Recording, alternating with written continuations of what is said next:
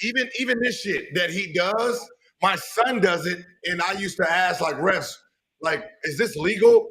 And they say when the guy extends his arm, he's creating the space in the distance.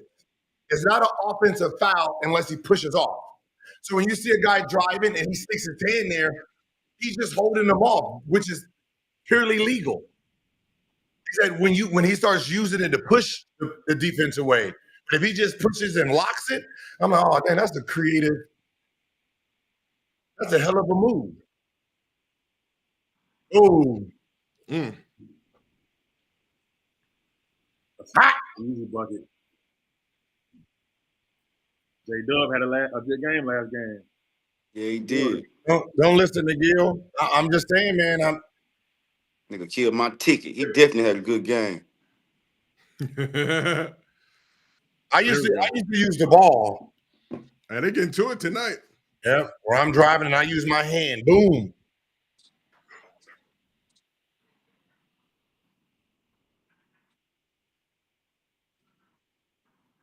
Okay, they're running two at SGA. Here we go. All right, game over. He like Jamaican food. Game over, y'all. Nah, Gil get started, fam. Nah. Back at you. Come here. What you talking Chin about? strap. Back at you. Chin strap. Back at you. What I mean game over Hey, must have heard you, Gil. is how you defend someone. So that means, like, look at the shot that he took, wide open. J-Dub again. Hey, shout out Jacob Sierra. Yeah, we had Teague on the last stream. We talked about what SGA's dad said to him. Teague said he was not feeling it. Oh, travel. I think they've since resolved the situation, made up for it, but that was crazy. Am I okay? Okay, this is what I'm looking at. I'm looking at SGA. SGA drives. This is first. And they damn near double. And he makes a pass to the corner for a three. Wide open three. How many shots are going to be wide open tonight to try to keep him out of the lane? That's what I'm talking about. Goddamn, boy. Right? Spin. Oh, good cut. Oh my goodness. They look like they in the rhythm tonight, man. I don't know. Then he looked like a new age Scotty. That looked like a new age Scotty right there. It's early in the game. Pass. Oh my God, you gotta make that pass. Ooh, damn, it's a travel. I'm sorry. That's a foul. What the hell is they Three doing? back-to-back turnovers, man. That's three of them. I'm not sorry, make that pass. Bad shot, but you gotta see that chin strap. Hallie had you on a late wraparound pass. If you would have been looking, ooh, I needed that. Hey, J-Dub coming out real aggressive, man. I think he's gonna have a great game. I don't like this for OKC right now. I mean, not OKC. I don't like this for Pacers. Timeout. Timeout. I don't like this for Pacers right now. Oh man. Yeah, I look at the easy shots, man. I look at like how easy it is for you to run your offense. What kind of shots are you getting early? Ooh, that's a hell of a move. That's tough. Because now what's going to happen is they're going to complain and say, yo, you got to boxes and elbows on them. Boxes and elbows. Wide open threes. Yeah. All back doors are open. Now, for real, you seeing it? Like some players ain't used to playing with guys who actually make those passes. Right? I played in offenses where, right, you looking for even at the end of a pass. Like Jason Kidd is going to make you look for the end of the pass, right by the out of bounds. Always keep your eye on the passer. Gil, where you got Jason Kidd ranked in point guards? Okay. As a point guard or accolades? Accolades. Accolades, then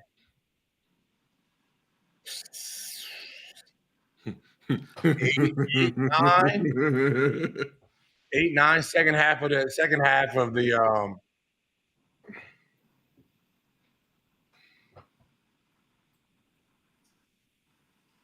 I'm comfortable with just his accolades. I'm comfortable with anywhere from 6, 7, 8, 9, 10. I can have a regular ass conversation with someone, you know. Now his skill level, IQ, and how he played the game, obviously he's top 5.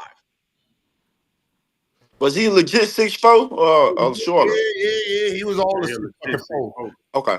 He's shit. He might be 6'5". Yeah, he was all of that. Like he was out of all the point guards, he was the one that was stronger than me and same height, but he was quicker than me. Like he was fast and quick. I was just fast. I had decent quickness. Like I can move left to right decent. Or he had an advantage on me when he goes left to right. His vision was crazy though, man. Huh? Like him, like J Kidd and Magic Johnson. Who else you put in that category as far as like point guards with that vision? They can see a play. I mean, oh yeah. Way before it happened. Steve Nash for sure. Like people don't understand that. Like people who can see the Jason Williams, White Chocolate. Yeah.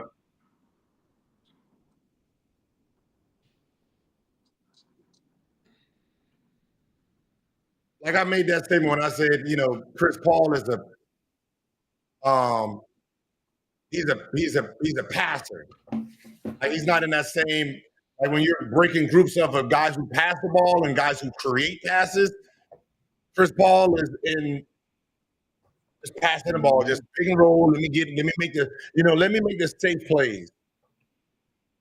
Then you got guys who out there trying to create motherfucking paintings out there. Mm-hmm. Picasso's. Where you sit there and look at it like, what was you thinking about? Like, you know what I mean? Like, you ever see somebody pass and you're like, yeah, what was you looking at? What made you try that or do that? Man, you remember when White Chocolate came with the behind and back off the elbow? Like, what the hell? Yeah.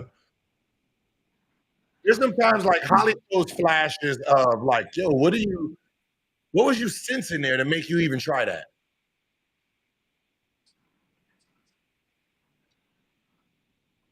Like Rondo, Ricky Rubio, yeah. Ricky Rubio. Like Rondo's vision is amazing.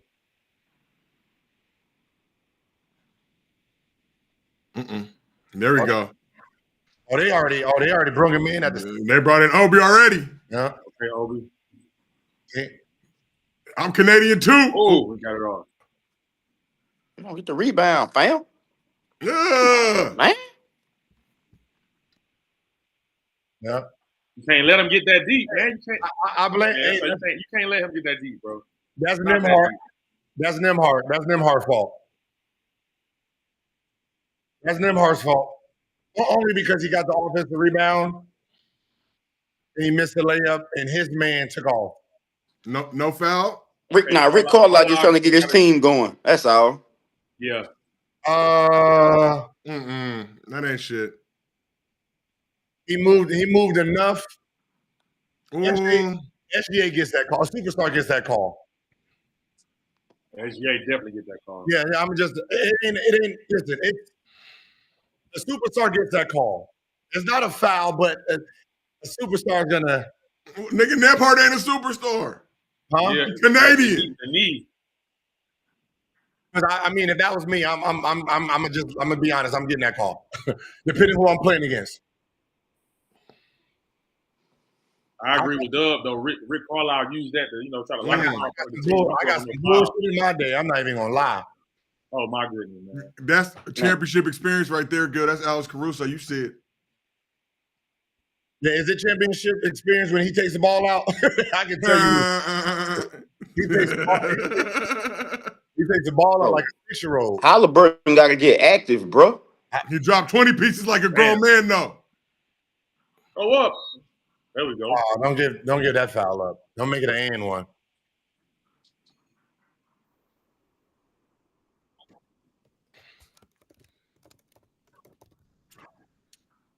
Ooh, Jacob. That wedge roll with Tony Parker and Tim Duncan was, I'm not even gonna lie, it was Low Knicks, yeah. Like the reason it was unreal because you didn't want to go over. You didn't want to go over and let Tony Parker get that head of steam. And when you went under, the pick and roll was so low and Tim rolled. Like Tim knew how to roll into a player without getting an offensive foul. So, and back then we wasn't switching and no one was switching on to Tim Duncan. I don't give a fuck who you thought you was defensively. That play alone was the worst. And then when you added Ginobili in the mix, God, oh. Great defense. Staying level. Come on. You got Tim Duncan over Kevin Garnett? Yeah. Ooh. I see Caruso try them. He ain't worried about shit. He a champion. Ooh.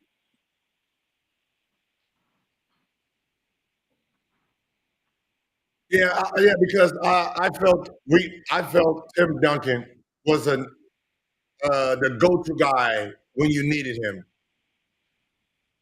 Kevin Garnett was. Man, them boy acting like they on pre-roll. Yeah. Kevin Garnett was. He was a lot of sync, man. He was the option 1, quarter 1 through 3, and then in the fourth quarter he liked to get double to defer. So you needed a guy to close it out and finish. That's why when you look at his teams, when he went over the top, he had a finisher in Sam Cassell. That's when it went to that next level. It was Sam Cassell that got him over the top. A 30-year-old player who made the All-Star for his first time because he was hitting all those fourth quarter shots.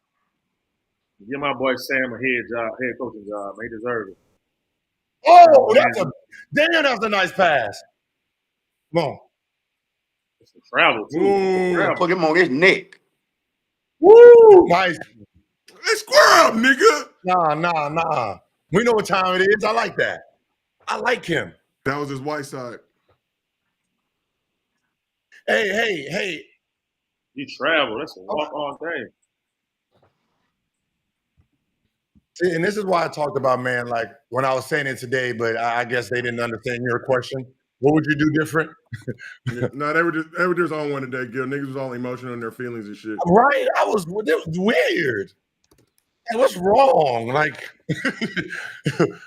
what would you do different? You said nothing. Okay, this is what I'm saying. Why are you arguing about what I'm part of it? What happened, Gil? Relax. You said nothing, nigga. So you like that the team goes down by 15 to 20, and then you like to do the comeback. Okay, cool. That's what I'm saying. That was even my thing when having Jalen Williams moving Shea off the ball, bringing Jalen Williams up. Yeah, it ended up working because Shea dropped 15 in 5 minutes. Offensive. But you niggas was getting smoked in the first fucking 38 minutes of the game doing it. Mm-hmm.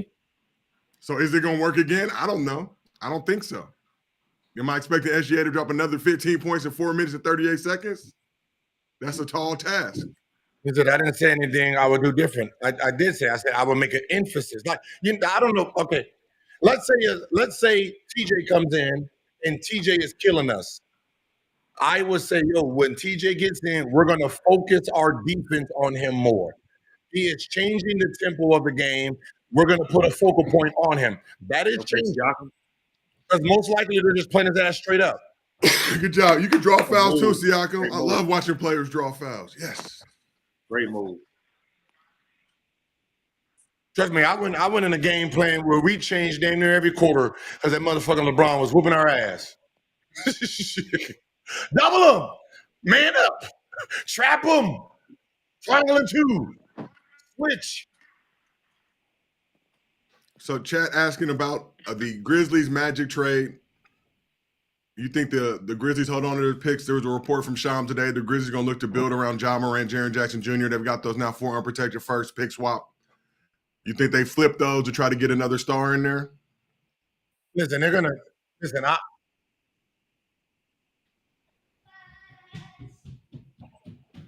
Bring Zion.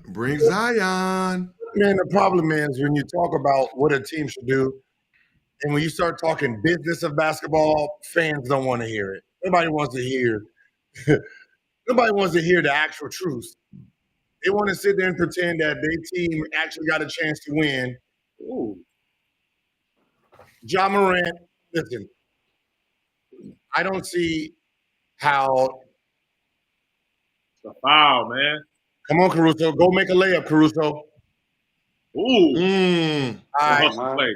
He's still a champion. I'm subbing him out. He's still a champion, Gil. I'm subbing him out. Defense. He been aggressive. Get what he do wrong. He defense. He there to lock up Hallie. Give him the ball, man. A potential 6 points that led to 0.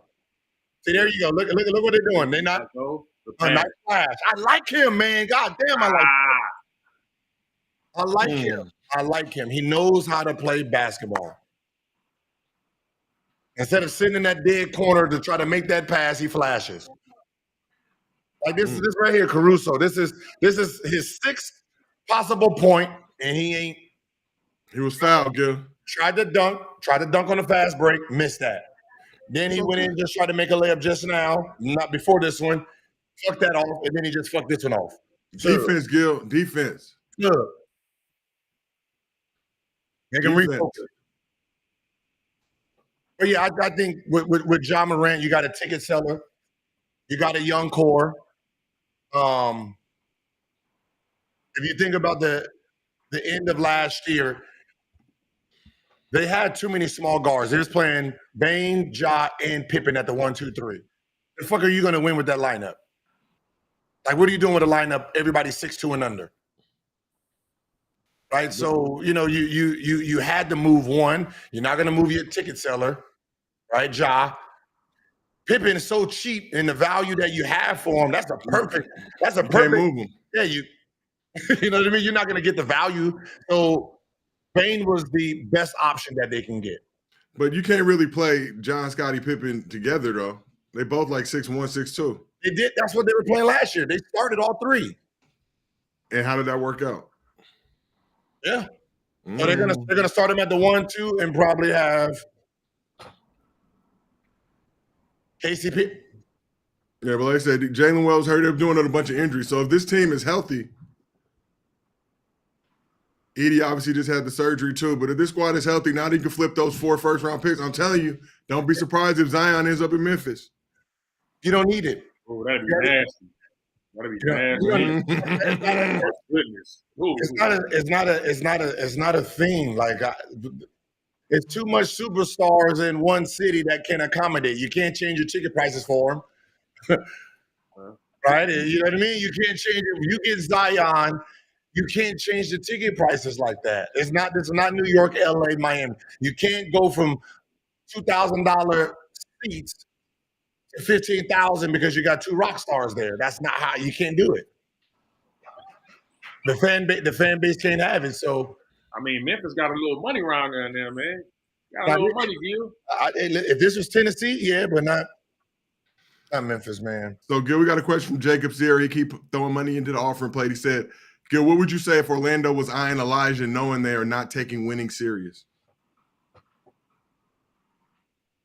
Hey, man, you got to start off somewhere. I mean, at the end of the day, man, listen, being in the NBA is a beautiful thing, right? You know, it's a dream, and you're going to go out there and you're going to play your ass off and try to win, you know, but you're winning, understanding that, you know, you are handicapped. There are handicaps with certain organizations. That's just, right? Everyone is not Mark Cuban. Everyone is not Steve Ballmer. So if you're the league, why would you give a team to Memphis knowing how small of a market that is and knowing that there's other opportunities around the country? And this is no shade to Memphis. It's just a small metropolitan market, one of the smallest in the league. It's the person who buys it and where he lives and where he wants his franchise. And Kenya said today they should move to Nashville. I don't know if that's the fix, but Nashville, a much bigger city, obviously, than Memphis. Nah, you don't know. Listen, it's and this is business. And when you're talking about business itself, if you think your franchise is thriving in the area that it's thriving in, then that's on you. But you got to think about it. Most of these guys, this is not their business. Basketball isn't the business. Yeah, but Robert Parra has bread, though, Gil. So I'm saying the Grizzlies owner. Amway, Microsoft. What you got to think about these people's billions where they were made from. So some of these teams are just tax write-offs. It's just it's a real thing. They got that much money. It's just a tax write-off. Yeah, they got. I'm losing money here. I write it off. You know, look, the group that just bought the Vegas team. I mean, the Dallas team. Yeah, is it gonna be a tax write-off, man? Hey, but With Absolutely. that tax, TJ. I think Robert Parra bought the Grizzlies for close to $400 million. I want to say they're worth like 1.5 right now. So he's still making bread. Who? Robert Parra, the owner of the Grizzlies. Oh, yeah, the young kid. Yeah, he got bread though. Yeah. Ooh. Open up.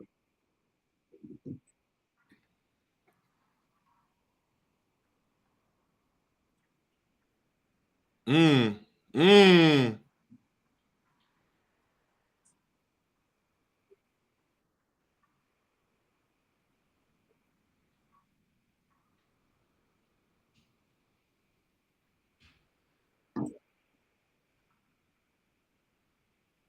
Not gonna give you that. Hey, I'm not Rick Carlisle. Yeah, I could never. But I know one thing though. That your 6 and 7 man are arguably the top 4 players on your team.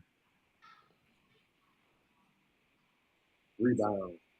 Nice. That's a bucket. Mmm. And get that up. Hey, Gotta come up with that rebound. Case and Wallace. Hey, Indiana, where do you rank? Where do you rank Matherin on his team? Good move. Okay, CJ, would it be aggressive? You rank him top 4, right? Top 5. Now, Yeah, I Now, say my- top 4. yeah. So my question is this: why is your top 4 player playing 14 minutes a game?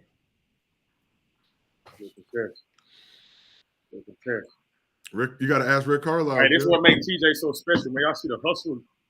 Dunk. Offense. He can't dribble. Clean up, Two, man. like I get he can't dribble, but you're playing him 14 minutes a game and he's your top 4 player. So how are you supposed to win that game? You're not putting yourself in the best. So we got a comment from Go77. He said, Gil, the new government bill Trump is doing is removing the tax write-off for sports franchise owners. If it passes. He's not gonna do it. He's not gonna do it. Y'all need to stop disrespecting Rose and Kobe on the show. Who disrespected D Rose?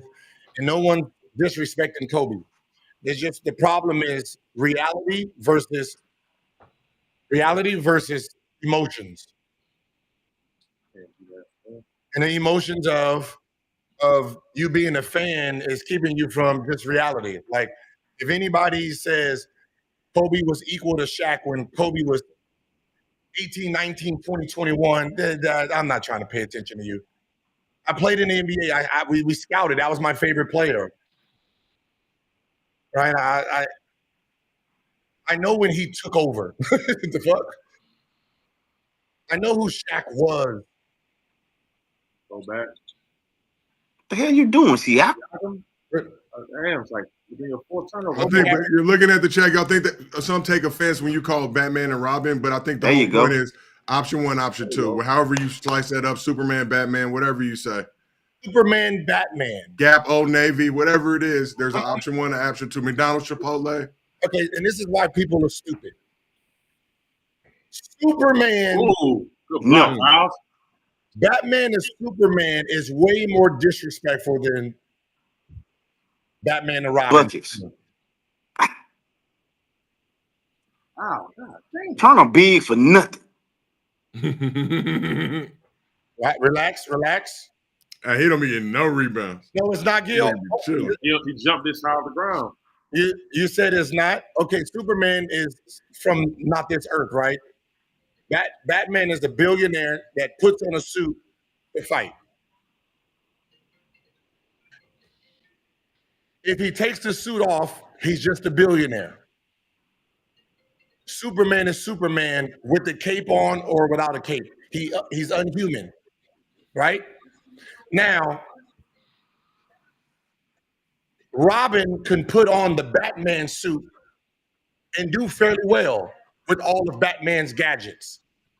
So Robin is technically closer to Batman than he is to Superman.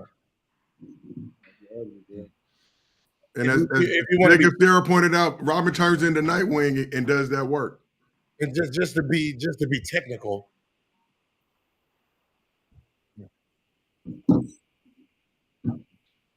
In 03, yes, no one said anything about Kobe. 03, Kobe. Oh, there we go. Give me my blocks, Ogren. 02, 03, Kobe was became the number one option. This whole started for when I said the first year, second year, third year ring. That's all. And two guys that are arguing wasn't even in the NBA. No scouting report. They don't know no scouting report. They don't know. I mean, you got Kenyon who played him. Who did you double? Shaq. Did you double Kobe? Nope. Shaq is on the court. So, Gil, you said the Patriots try to come out offensively. I think last game was their first time leading. The game 4 was their first time leading after the first quarter. In the whole series, they had a 1-point lead. They find themselves down 10 at the end of the first quarter in this one. Mm-hmm. They looking so sloppy, man. Kobe was 1B. Duh. Yeah. MB. 1B. What is 1B? Number 2. Gil only thinks on logic. Yeah. I don't think with feelings. They saying he averaged 30 though, Gil. Huh? They saying he averaged 30. They saying Kobe averaged 30 that year. Okay, and what does Shaq average? Shaq Okay, you see the difference? You know what I mean? Like, we're not talking about Kobe as himself. We're talking about who he was with. Everyone in the NBA those 3 years, if they played with Shaquille O'Neal, they would have been option 2. They would have been Robin.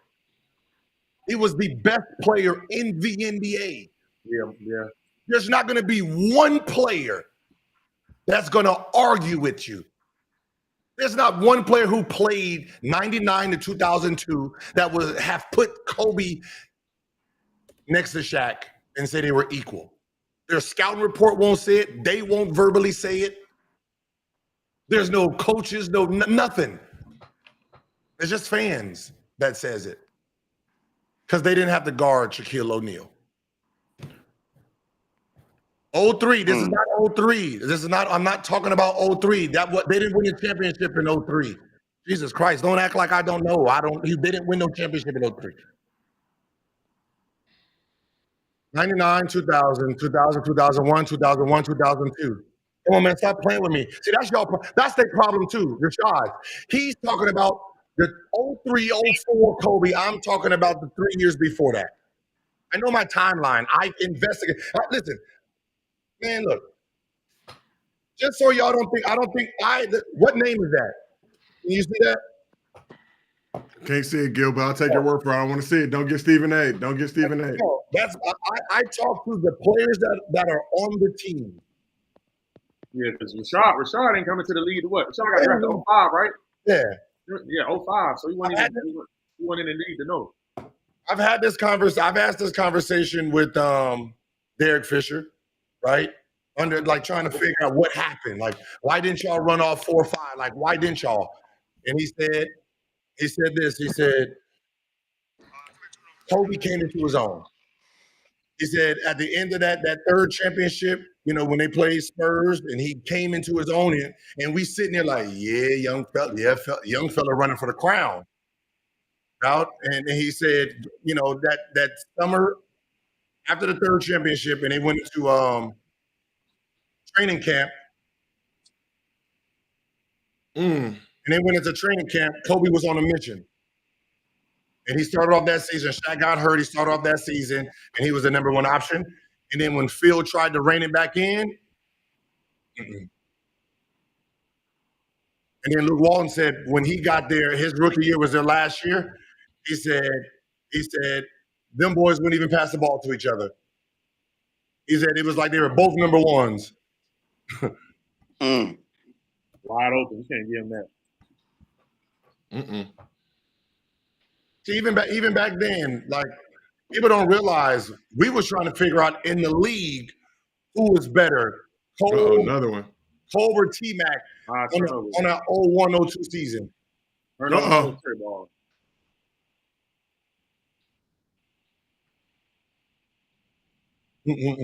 All I gotta do some coaching here, but we gotta try to figure it out.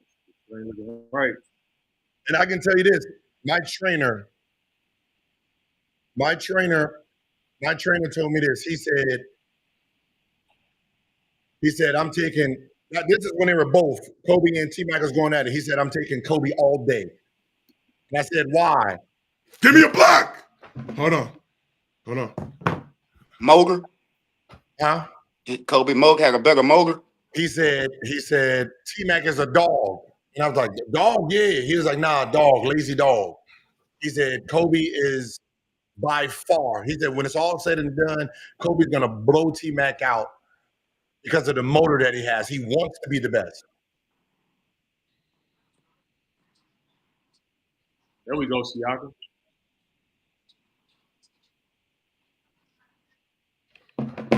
Shaq even said it in the interview they did. In the interview they did once they both retired. God, Miles. If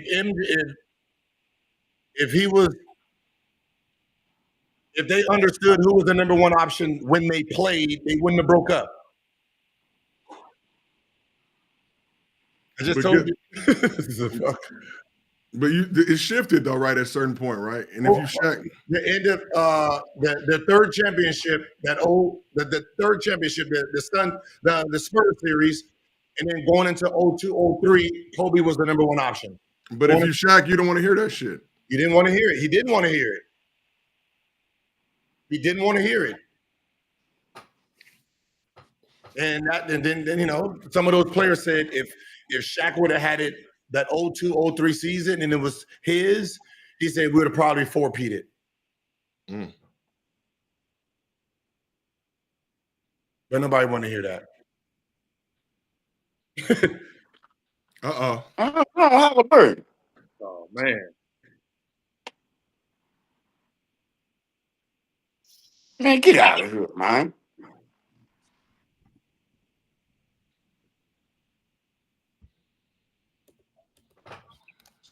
I'm trying to tell you, like when Kobe got into his own, the NBA think about it. What I'm saying, if you're a Kobe fan, then you would know when Kobe got into his own, the NBA was like, oh shit, they put a zone in.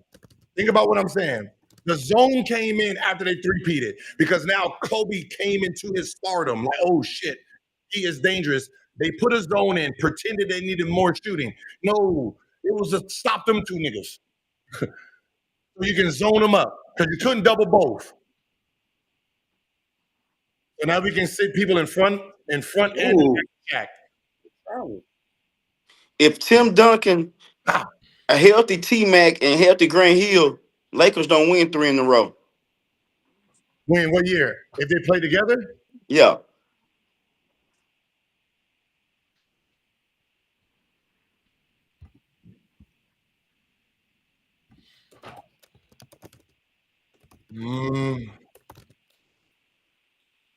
Okay, McConnell.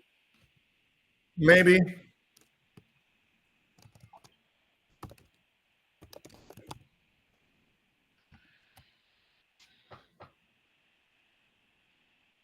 Yeah. But it'd be the role players for me that Phil Jackson had on that team, like Derek Fisher and them. Derek Fisher gonna get enough credit. They made you stay honest. See, that was a problem. That was a problem when we had to guard them. I mean, you knew Kobe was a one-on-one player, but you got to remember that early Kobe didn't shoot threes like that. He didn't shoot a lot of threes like that. A lot of them didn't shoot a lot of threes. But because there was so much movement in the offense, where you actually had to respect the movement. If not, you was giving up easy shots to players that wasn't supposed to score. And because you did that, you got Shaq trying to duck in over there, and then it swung Kobe trying to play one-on-one. It was a disaster, man.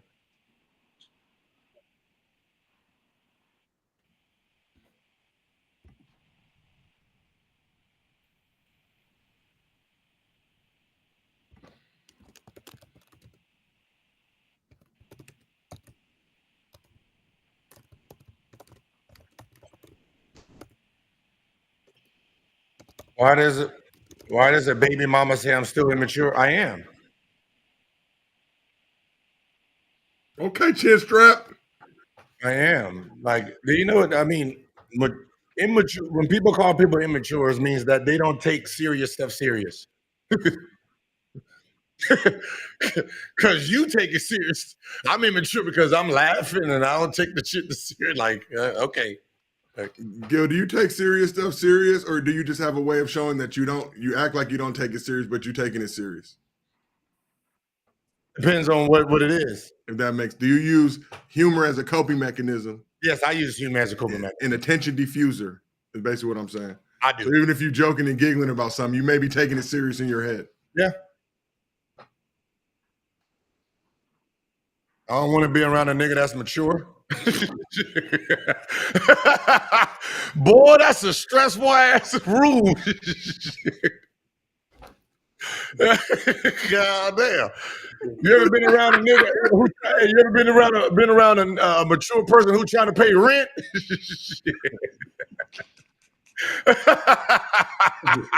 Oh no. Shit. Ooh-wee. No, thank you. Bueno.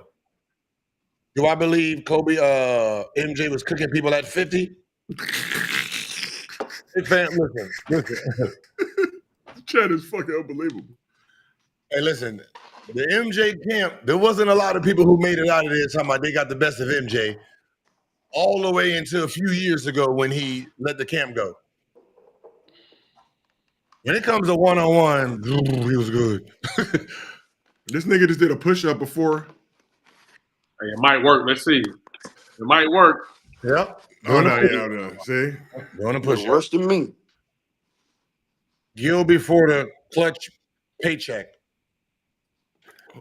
Man, what? Who interviewed the nigga from LMFAO? Huh? Who's that interviewing you? No, it was about. This didn't come out in 2024. That's old. I could tell. Yeah, they were saying who was better, Kobe or LeBron. Kobe. that's that. I think people get confused with better and more accomplished. I think they get confused with the difference. When they're doing top 75 lists, it's not about who's better. It's accomplishments. Your accomplishments is this list. Right? Better as a better basketball player. It's depending on what you like. I like one-on-one players. So MJ Kobe is. Alex, what's up? We got Bubba Dub in the chat. What's up with you, Dub? What you been up to?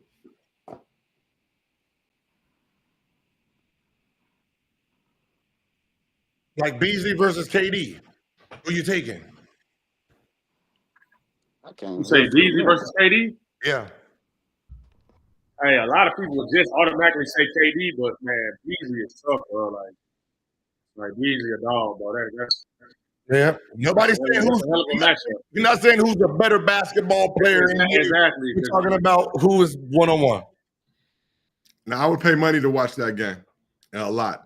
Hey, and B's taller than I thought he was. I was just in Chicago with him. I thought B was like 6'7". B damn near 6'10". Were you at on that Big Three stuff? Hey, you see that 41? Hey, did you see him next to Kevin?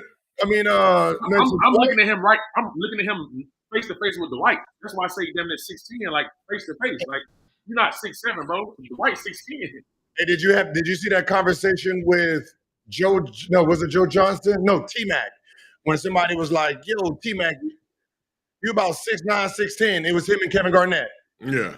And I be saying this shit. People be thinking I'm stupid when I say, man, stop looking at them fucking Google Heights, man. Oh, Them Google Heights. Hey, Javaris, how many times did you get remeasured your height after you got drafted? Yeah. Never again. They had me listed at 6'5", and I was 6'2". High school, all type of shit. They had you ranked too tall, too short. But I'm saying after the rookie camp, did they ever measure you again? Huh? After the rookie camp, did they ever measure you again? Yeah, twice. come on, man. Oh. That's why Caruso's in the game. Miami and going to Charlotte. They remeasured your hands and everything. Oh, they did? They did? Oh, You shit. to the thumb, all that shit. I remember looking at Big Three, and I seen Joe Johnson, and I was like, yo, this nigga's all of 6'9" and 6'9", 6'10", dog. This is crazy. Yeah, Joe. Like it made it like I seen him after the and I'm like, I'm not tripping. I went to Google, dog, looked up his height, and I said, man, fuck that. I went to the team pictures, and I wanted to see where he stood with Al Horford. And y'all need to pull that picture up. Pull up the team picture. Look how big. Look how big Joe Johnson was, man. Yeah, they had Joe listed at 6'7". Oh, His ass listed at 6'7". Yeah, Joe. Yeah, I got to guard 6'10" out this bitch. I'm like, hey, coach, nah, he ain't 6'7". He ain't 6'7", man. Ain't no 6'7" about. Maybe when he got drafted, he came in. He done grew since 18. Hey, I'm looking at the Big Three game, right? Joe 42, 43 years old. This nigga got 30 out of the 50. You know, all the games, they go to 50. This nigga got 30 points. Yeah. Out of the 50 at 43 years old. Don't call him ISO Joe for nothing. Hey, man, his talent, like, we're in the same draft. We're in the same draft. I worked out with him in Washington. I did not see nothing special, dog. I didn't see nothing. I'm like, this is who they got the lottery? Oh, man, it's easy bucket right here. Wasn't fast, wasn't quick. But you know how those type of workouts are. It's like one-on-one, right? And I got speed on my side. One-on-one, right? There's not nothing that has basketball in it. It's just being one-on-one shoot, you know what I mean? So I didn't see nothing people were talking about. I'm sitting there with my agent like, man, dog, this is crazy. Goes to Boston, didn't go too well. When he got to Phoenix, it was like that third, fourth year. I'm like, all right. When he got to Atlanta, it was over. I was like, oh, this nigga is special, man. God damn. You ain't see it at Phoenix though? I seen a little bit. No, I seen a little bit. Phoenix Joe was like, yeah, you gotta get. I seen a little bit, but when he got his own team and it was created for him, I was like, yo, dog, he is special. Yeah, he's tough.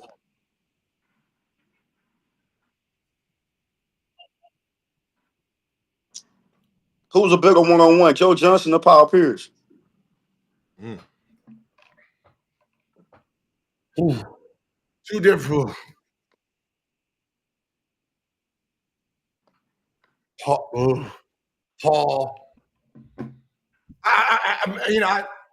Paul from what I've seen, but I know Joe developed his one-on-one skill later on into his career also. I don't think Paul gets enough love and respect for everything he had in his game. Oh, Pierce, nice, man. One super athletic, but to finish around the cup, he can hang in the air so long, despite being earthbound. I talk more bad on Kobe's legacy. Listen, your thought process versus reality is different. Reality is that Shaq was the best player in the NBA from this time period. That's a fact. But who arguing that though? Kobe fans argue it all the time. I'm not delusional. I'm a Kobe diehard, but I'm not delusional. I'm a basketball player still. But I'm a basketball player and a basketball fan still. I'm not just a person fan. So when Kobe felt he was the best player on the team, he wanted to show the world. That's why he had him traded. If you think that they both understood who was 1 and 2, there would have never been no breakup. That's a fact. The conversation they had when they was fucking 38 years old, that's not the same as when they were 20. Yeah, with egos involved. And the egos was there, and they were trying to figure out who was number 1 and number 2. There was a problem there. How hard was it to figure out who was number 1, who was number 2, though?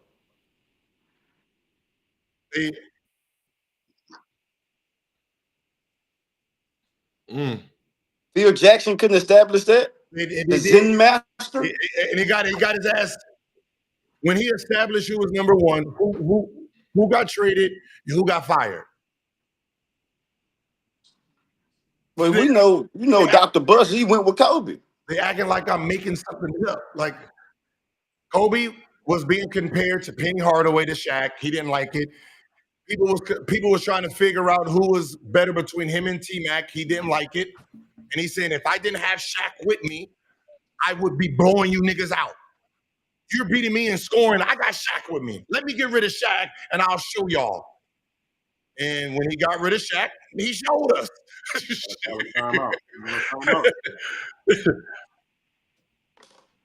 So, yeah, but how many shots was Kobe averaging when he was leading the league in the NBA? It didn't even matter. He was doing it on 5. Hey, how much do you think that championship that Shaq went and won with D Wade in Miami like motivated Kobe?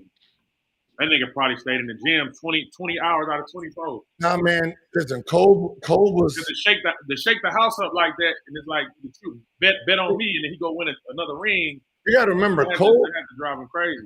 Kobe had the 3 rings before he turned into the Black Mamba. Now, right before like you're talking about a 21-year-old, 22-year-old with 3 rings, right? This is Anthony Edwards last year, right? That's not a proven. That's not the prime player yet, right? So he's like, well, I need scoring titles. I need MVPs to be really for people to take me seriously, and that was the problem. He wanted to show the world what he can do by himself. And then once he got his accolades, and then they started penalizing the motherfuckers, that's when he was like, I need to win some more.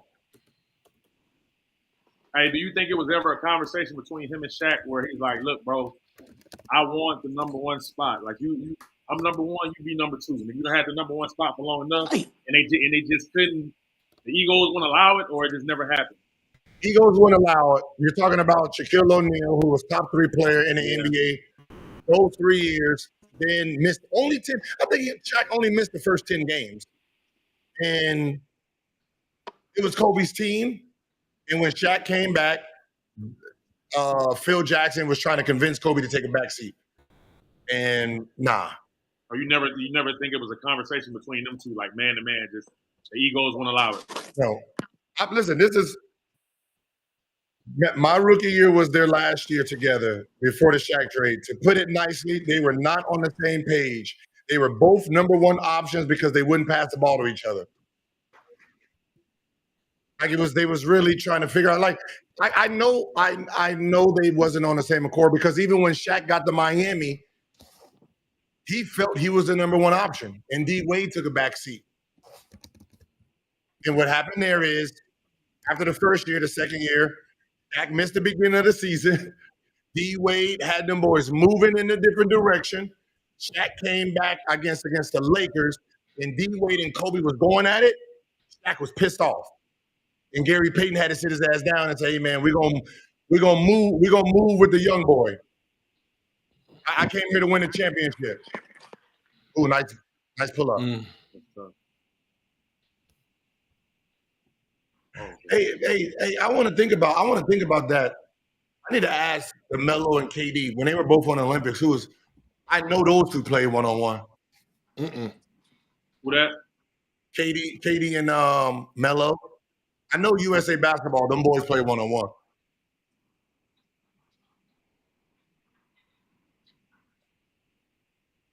Yeah, I like Melo. I like Melo. I like Olympic Melo. Yes, that's what I said. I'm talking. Thank you, Jacob. I'm talking about 2000 to 2002, Kobe. Everybody else talking about 03 to 2010. There we go. Pacers down 11 right now. Tyrese Halliburton, 0 points in the game.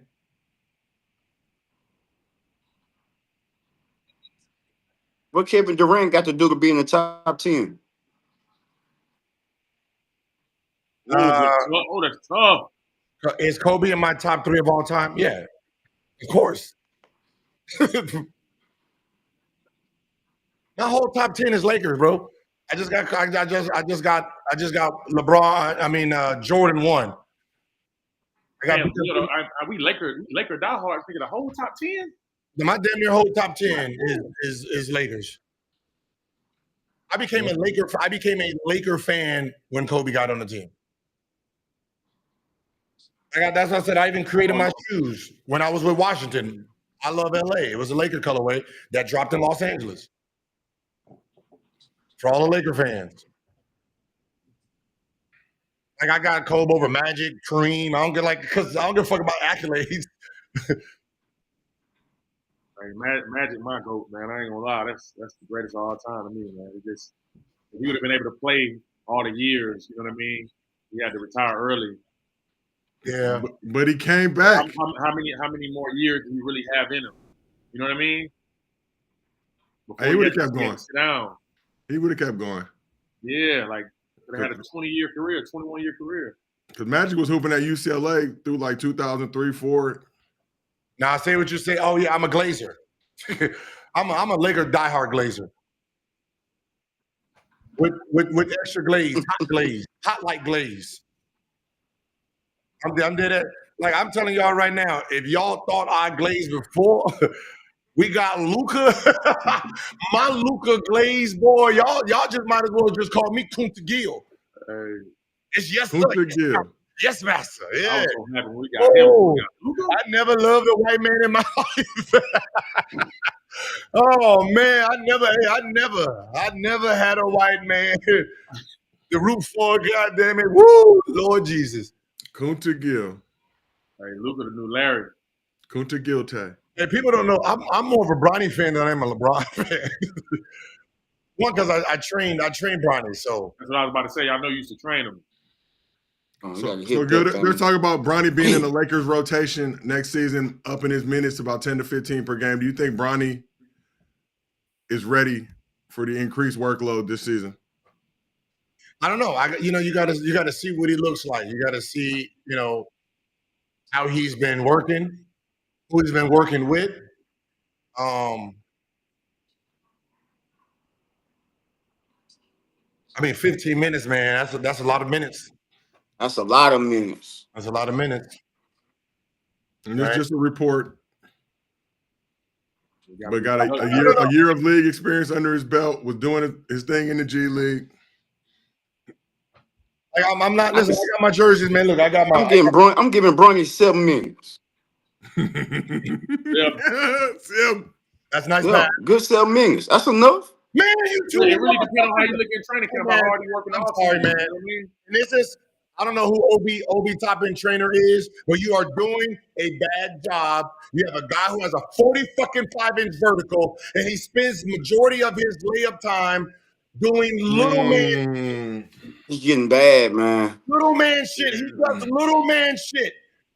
Like now, I respect Vando now, because at least Vando trying to dunk the ball. You go. Damn. He heard you, Gil. He heard you. Thank you. Every time you get around the rim, he's supposed to do that shit. This motherfucker trying to left hand finger rolls and shit. The most athletic guy out there. That's crazy. Come on, Haller, we gotta get that nigga just take Halliburton out for the next game, bro. If he ain't gonna do nothing. Woo! There we go. I like it. I think that was a clean block.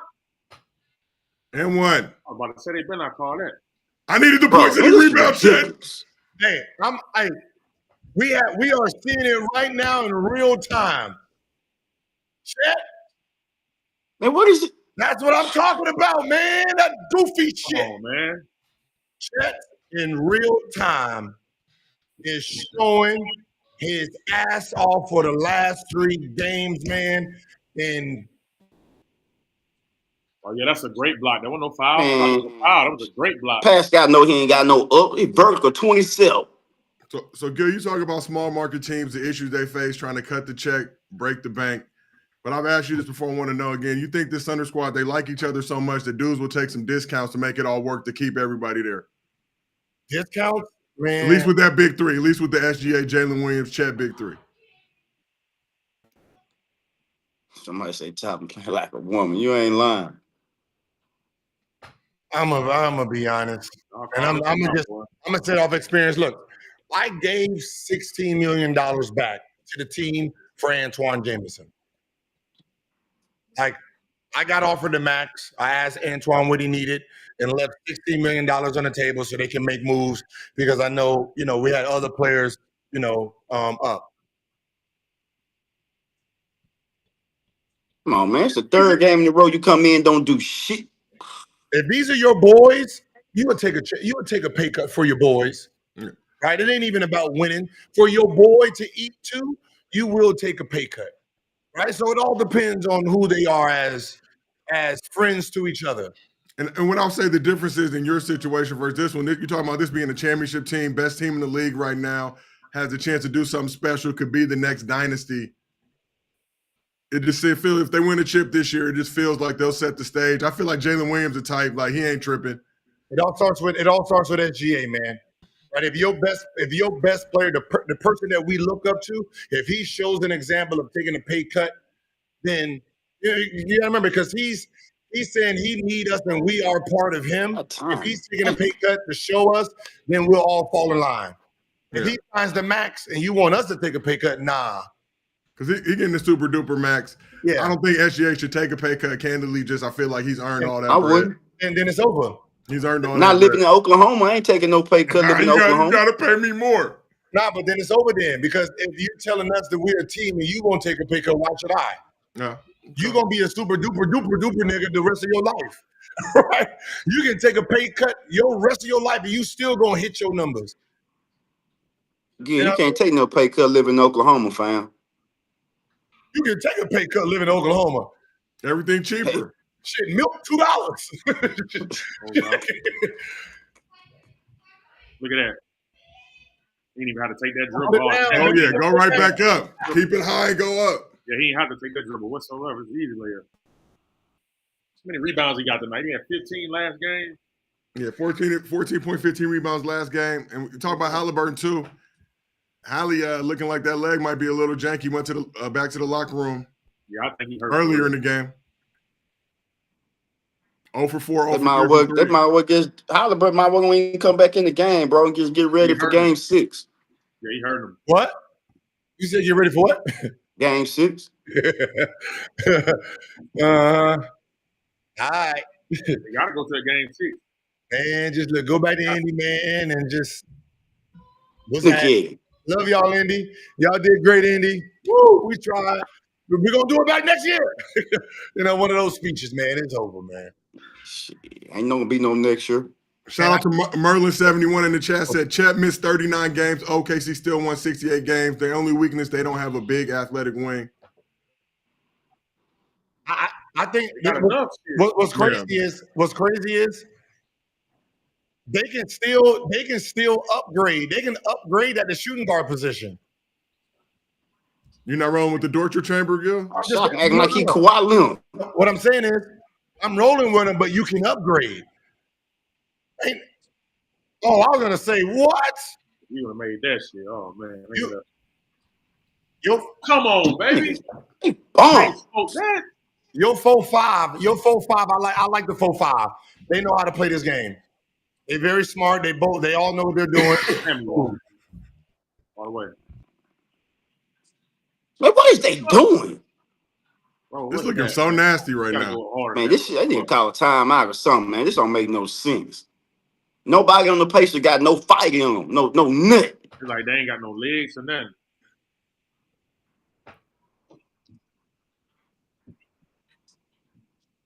And I asked you on the show today, Gil, I asked y'all too here, but after game 4, 10-point lead in the third quarter, largest lead of the playoffs, looking like they had the potential to go up 3-1.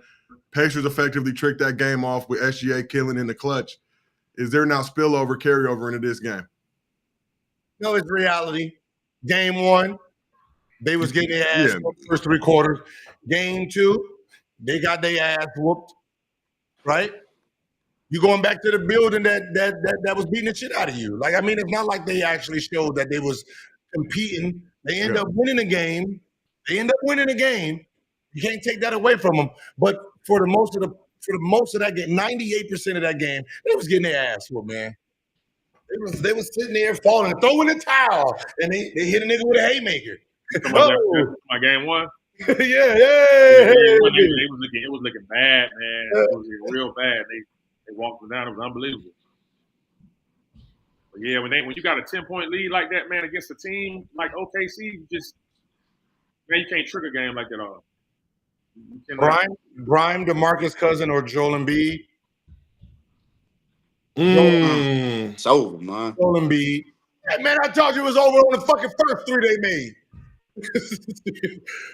And I think somebody in there said, I think Gil got to switch no jerseys today, y'all. What would they say? He don't know what he's talking about. I said, man, that wide open 3 showed me. What's up? Maybe shoot the ball. Man, you boy playing, man. I couldn't be no head coach, man. Halliburton playing like a bum. They still got him in the game. He need to come out, man. Yeah. He just got in. He just got back in.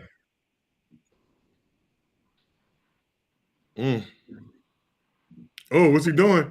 Oh, I feel you to hit that.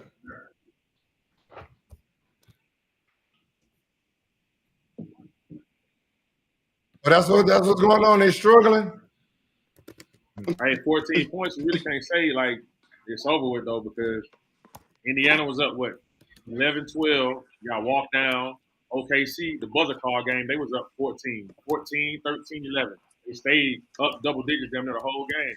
They got buzzer call. So if they got a real pep talk in his locker room and somebody light a fire up under their ass, it could go different. I get it. But as of right now, it looks like they're getting their ass whooped. They're gonna need a miracle. Yeah. That's what it's looking like. They gonna need Jermaine O'Neal, Reggie Miller, somebody. They're gonna need the Brawl Squad to come out there and change the series up. Hit a nigga or two. They gonna need Lamar Odom to come out that brothel again. Hey, what was he at anyway, Gil? Lamar Odom when he was Bunny Red. Vegas? Was in Vegas? Bunny Red. I'm gonna go. I'm going next week. Come here. I said if I ever go, I'm telling them, hey, I want the presidential Lamar Odom package. I don't want nothing less. I want to die and come back. That's the type of experience I want. I don't know what kind of skill Chloe got, but he was dead in that hospital. She came in there and touched him. He rose up like Lazarus. Baby, I'm back. I mean, listen, we can laugh now because he's alive. Crazy, man. Yeah, he good now, man. But man, we can laugh now because he alive. He alive. They say he was taking them pills like Skittles, man, in that brothel. Man, I really prayed for LO, man. I was scared for him, man. You was with the bro, when I got that news, bro, I ain't gonna lie, bro. My right hand of God, I prayed for bro.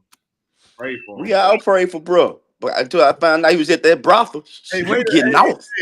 That could have been the way to go out, though. The way if he would have passed, man, he would have went out the way he wanted to go out with all the women.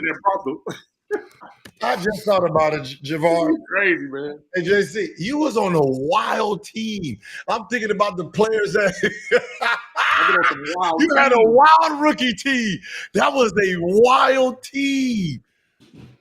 Yeah, man. Yeah. I still can't believe Odom was on rocks. I can't believe it though. I think that's a myth. I don't think nobody ever seen my bro smoke rocks. I don't care what nobody say. Yeah, I heard that. I ain't see it, bro. I was around LO all the time, man. Like on and off the court. He never. If I was on the bench and wasn't making that much play, and I knew Odom was on smoking rocks, I would have served it.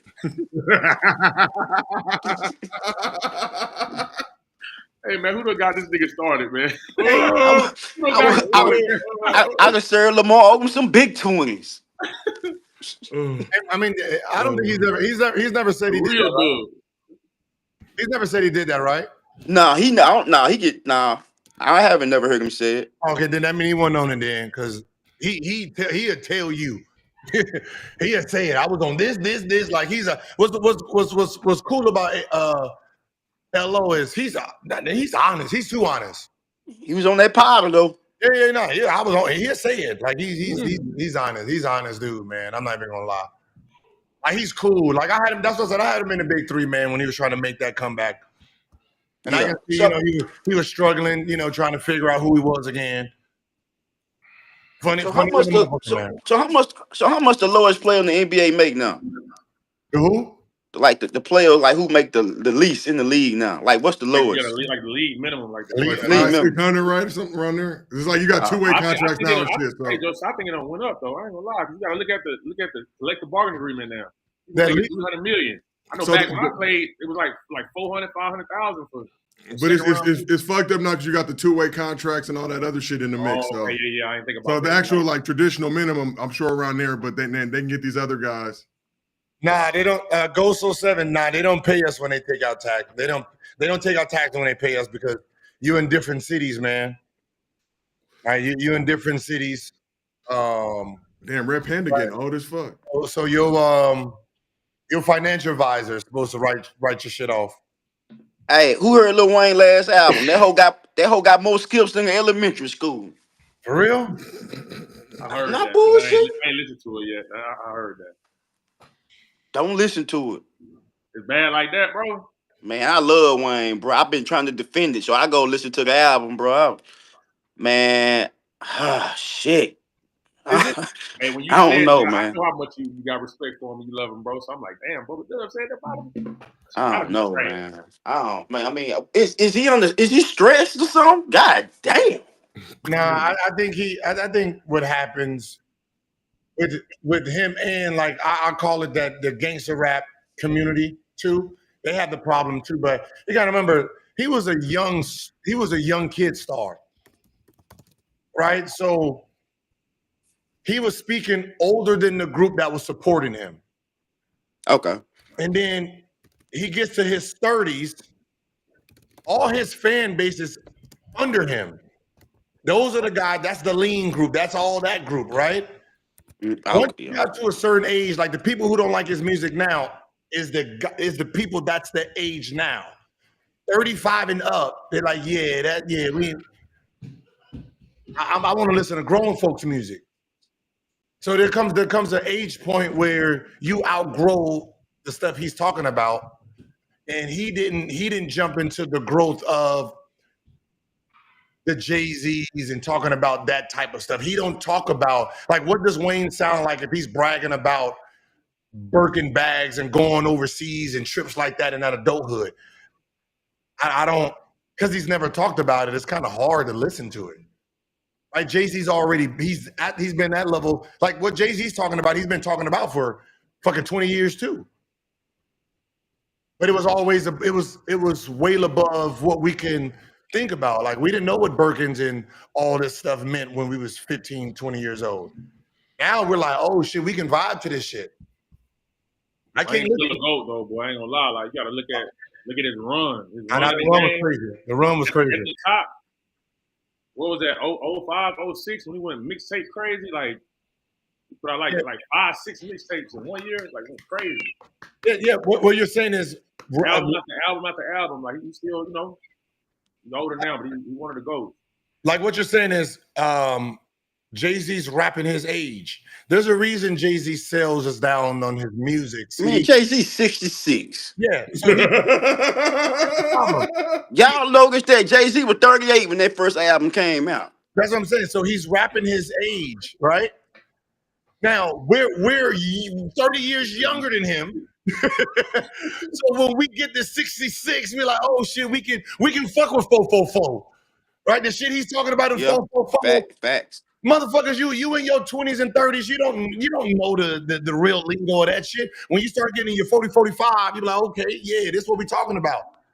These is blood diamonds. These are the, like, I don't want to put money to my ear. Like, right, the people they didn't understand what he was talking about. We don't call that money over here during the era where niggas was putting money to their ear. Yeah, okay. You know what I mean? When you get older, you're gonna be like, yeah, nigga, I identify with that now. I remember Lil Baby took it as a diss, like all the young niggas feeling like he dissing them, but he just telling them, just like when you get your grown man on, like because he's a grown man, so he didn't diss nobody, but they felt like, oh, this nigga, I hold money up my ear, he dissing me, like, oh, yeah, dissing me. Like what's funny is when I've never listened to a whole Reasonable Doubt album. I'm from the South. We really didn't rock with Jay-Z like that until later on we started realizing like this guy got substance in his music. Like he really jamming. I had to go back and listen to a lot of his stuff. But down here in the South, you would never hear no Jay-Z in the deck. Never. Yeah. But now, down here, you gonna hear the East Coast. Like, I know I'm gonna say something the chat might not like, but to me right now, Jim Jones jamming. The boy Capo. Capo jamming right now, man. Somebody said Kendrick 38. He's the best. Kendrick's 38. The fan base who rocks with him is the older group. The older group has always loved Kendrick Lamar. Oh yeah, for sure. Because if you listen to, I'm a lyric guy. Like you listen to what he's saying, you can't help but love him. Like most young guy, when you young, you going off of whatever the culture. Somebody say Jim Jones 60 rapping like he 20, but that's his lane though. I mean, he ain't never changed. Capo swagged out, man. The new Kendrick. I like Capo, man. Capo got hard, man. It's children that like the new Kendrick. And what songs are those? Not Like Us, right? Is that who Kendrick was? Is that Kendrick's music? Not Like Us. Is that his actual music that y'all fell in love with? No. That song resonated with kids. That wasn't Kendrick Lamar. So now he grabbed those fans because of that song. Smart genius move. Drake, the greatest rapper of all time. Put on a brave face and go out there and be their leader. Who that? It's over. Drake.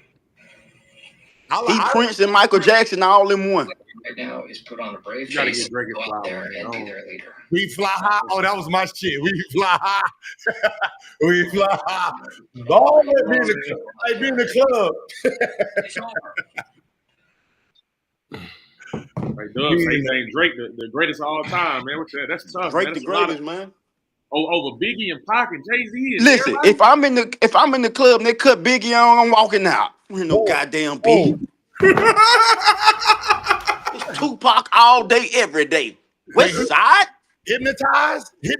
Oh, come on. Nah, I'm capping, Gil. Hypnotized jamming, man. I'm just capping over here. You know, there's about four of them. I see some ladies tonight. Hey, back in the day though. And when you start listening to some of that old rap, you're like, what the fuck was they talking about?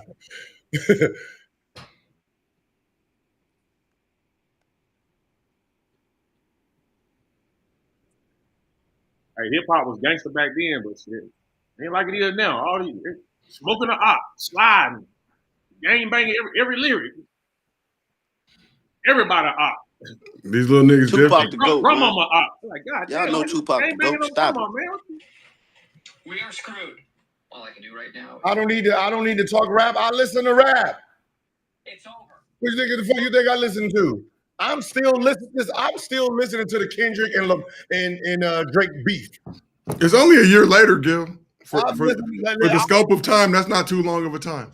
Every morning, let me show y'all. My most listened to song it goes in order, Not Like Us. I mean, it's Like That, Push Ups, Not Like Us, First Person Shooter, Squabble Up, Superhero, TV Off, Family Ties, Venado, Collard Greens, Niggas in Paris, Love Sosa, Dipset Anthem.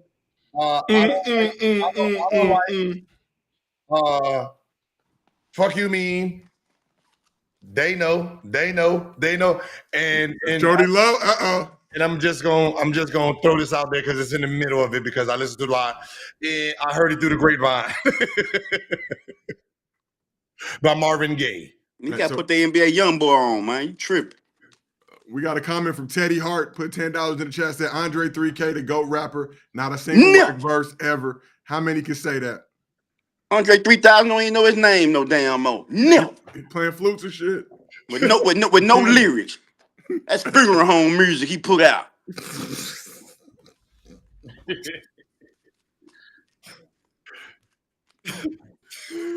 When them ushers walking down the hall at a funeral, they playing Andre 3000 song. Hey, you know how? Hey, I thought that he made that to try to get out of his album, right? Oh no, man. It was like it was. He was trying to get out of his album when he did that, right? Yeah, I think so. We are screwed. I know what we was banking on in Atlanta, man. You know, he a Atlanta GOAT, boy. Everybody was expecting there was a album, though. I ain't gonna lie. I ain't saying they wasn't top 3 groups. I'm just saying he ain't the greatest rapper of all time. I like Andre 3000. He just weird. And I don't care if y'all don't like it. He weird.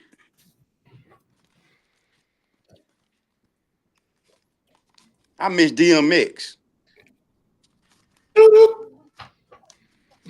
Oh, they playing Cardi. What's that? Hey. And she grew on me. Been taking over the rap game, man. I ain't gonna lie. Listen, I've never seen as many female rappers. I ain't gonna lie. I thought Cardi was trash. Who?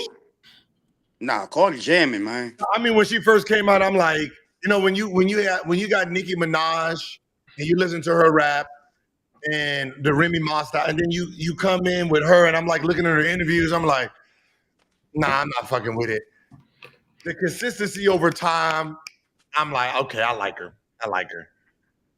Like shit, like I listen to her. Even like Gorilla too. I like Queen Latifah. You're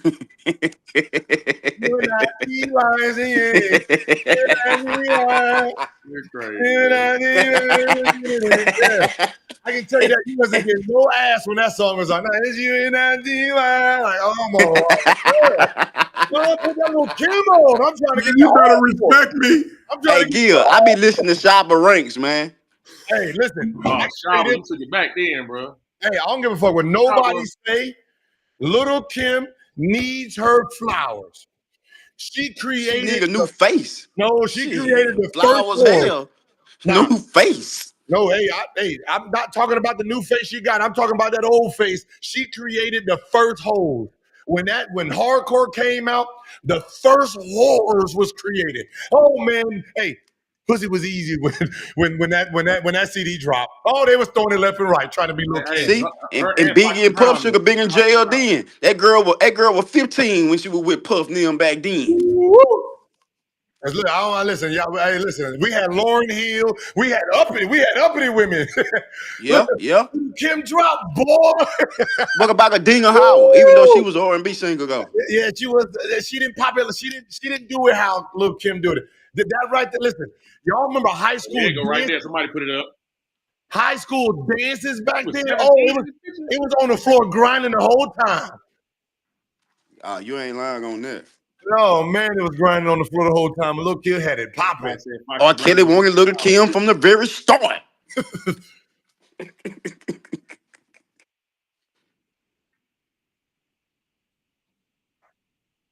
What about Trina?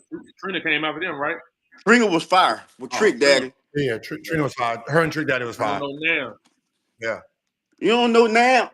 Like Missy Elliott was she was the one, like she was above all of them because she was just very different. Music video, all of it. It was just like, yo, she's Missy Elliott though. Yeah. Somebody say, what about Iggy? I ain't listening to Iggy. Who? Boy, Iggy OnlyFans is popping. You got OnlyFans? Yeah. Come on, Gil. I don't know. Hey, somebody in the chat, did Stephen A really say that about Halle? Post that clip in the chat again. I'm a faithful member of Iggy. I pay that $39.99 every month. Like a phone bill. And this is real chat. He really said, I'm glad Halle's injured. I mean, no, I'm not. Man, Swaggy lost Iggy, man. These turnovers, man. Having crazy turnovers.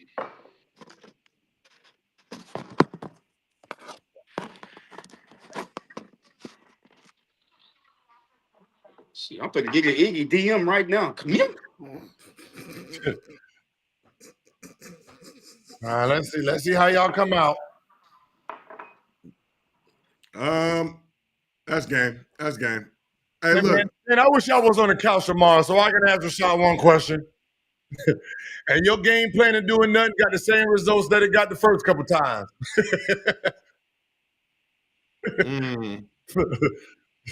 No adjustment, huh?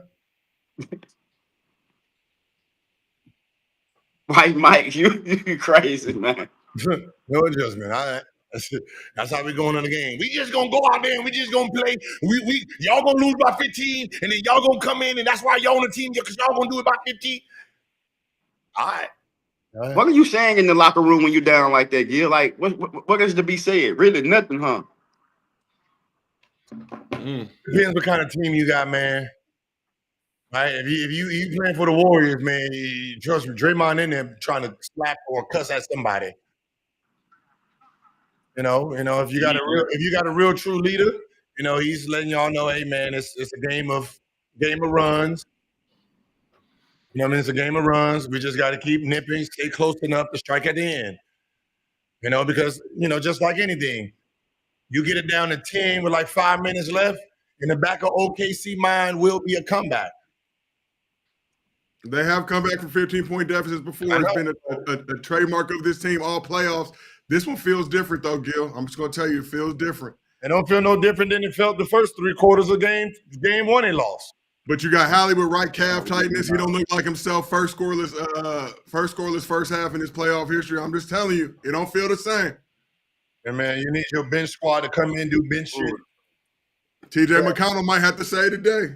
Indiana nigga make a push right now. Earlier, that nigga got the only thing was giving us some energy and some hope. You know the bad part about it is? That's the truth. He sold my parlay too. Hurt. If the nigga leg hurt, get him off the ball. Nice. That's money though. Yeah, this nigga running. What was the spread for the day? Huh? What was the spread? I think 10. Hi, y'all. Damn. Game over. Who hit that? Lou Jordan. All right, Lou. I need 2 more. You something. Off the glass. How off the glass? Hey, SGK, don't Curry. Man, what is he doing? Oh, Siakam? Gotta hit that Turner. There you go. Oh, there we go. Hey, I can tell you this, man. I know Kobe fans is gonna have a rude awakening when Curry retires and when Jokic retires. Why is that, Gil? Because I don't know if they ever noticed the top 75 list and how they rank them. Everybody that's actually in front of Kobe got 2 or more MVPs. They all got the same amount of championship. It's the MVPs that separate them. If you go down and look at the list, look at everybody's MVPs. Number 10, where they got Kobe, got 1. Everybody in front of them. So when you're talking about Jokic with 3 MVPs, you got but 1 chip, Gil. Curry with 2. No, I'm just saying Curry with 2. He got 2 MVPs, 4 rings. All he has to do is just finish his what's the name off, and we'll see. To see if he breaks into the top 10. Just from there, your own personal is your own personal. No one's arguing your opinion picks. Kobe's 2 to me. Depending on how I feel, he's gonna be 2 or 3. Right? But if I go off of the list, I know why the list is the list. And so when you look at their metrics, everybody in there got multiple MVPs. He should have, but he don't. I can't go off of what he should. There he goes. And fucking 1. Can't go off of what ifs and what he should have and what. That's not how the game works, man. It's what you got. That's all I can go to the table with. Look, the extender may be game 6, but I don't know if he's gonna be able to extend. I'm gonna be honest. No. He's not the extender like that. And we didn't get into it today on the show, but Rick Carlisle came to Scott Foster's defense, and Scott Foster called more fouls on the Thunder than he did on the Pacers in Game 4. But the thing was, he stretched the game out so long, he gave the Thunder ample time to rest. That game was 21 minutes longer than Game 1. Shout out Tom Haberstraw, who broke it all down. And you blame that on him? Politics, Gil. Scott Foster called 23 fouls in Game 4, by far the most of any of the officials in the game. Politics, yes. What are you arguing about? If you already know what the problem is, what are you arguing about? Come on, jump on it. Jump on it. Yeah, there we go. A little too late.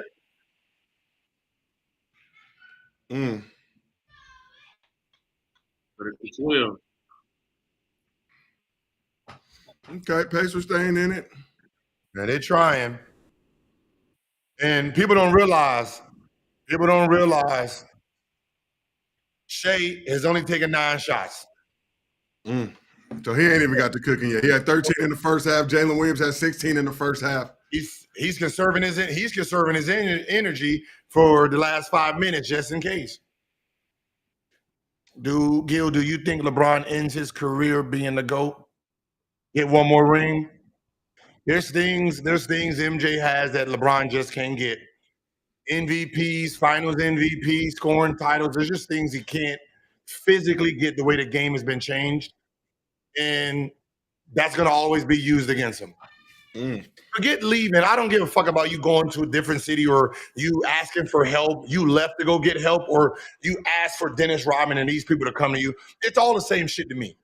What did you finish with? And when someone says, I'm the GOAT because I have 10 scoring titles, 6 chips, 6 finals MVPs, defensive, I just just my resume, fuck the rings, my resume alone as an individual player. It's kind of hard to beat it. Clearly, I led the league in scoring 9 out of 10 times, and the only time I didn't is when I was a rookie. Fuck. Thanks. Right? Different game, different times.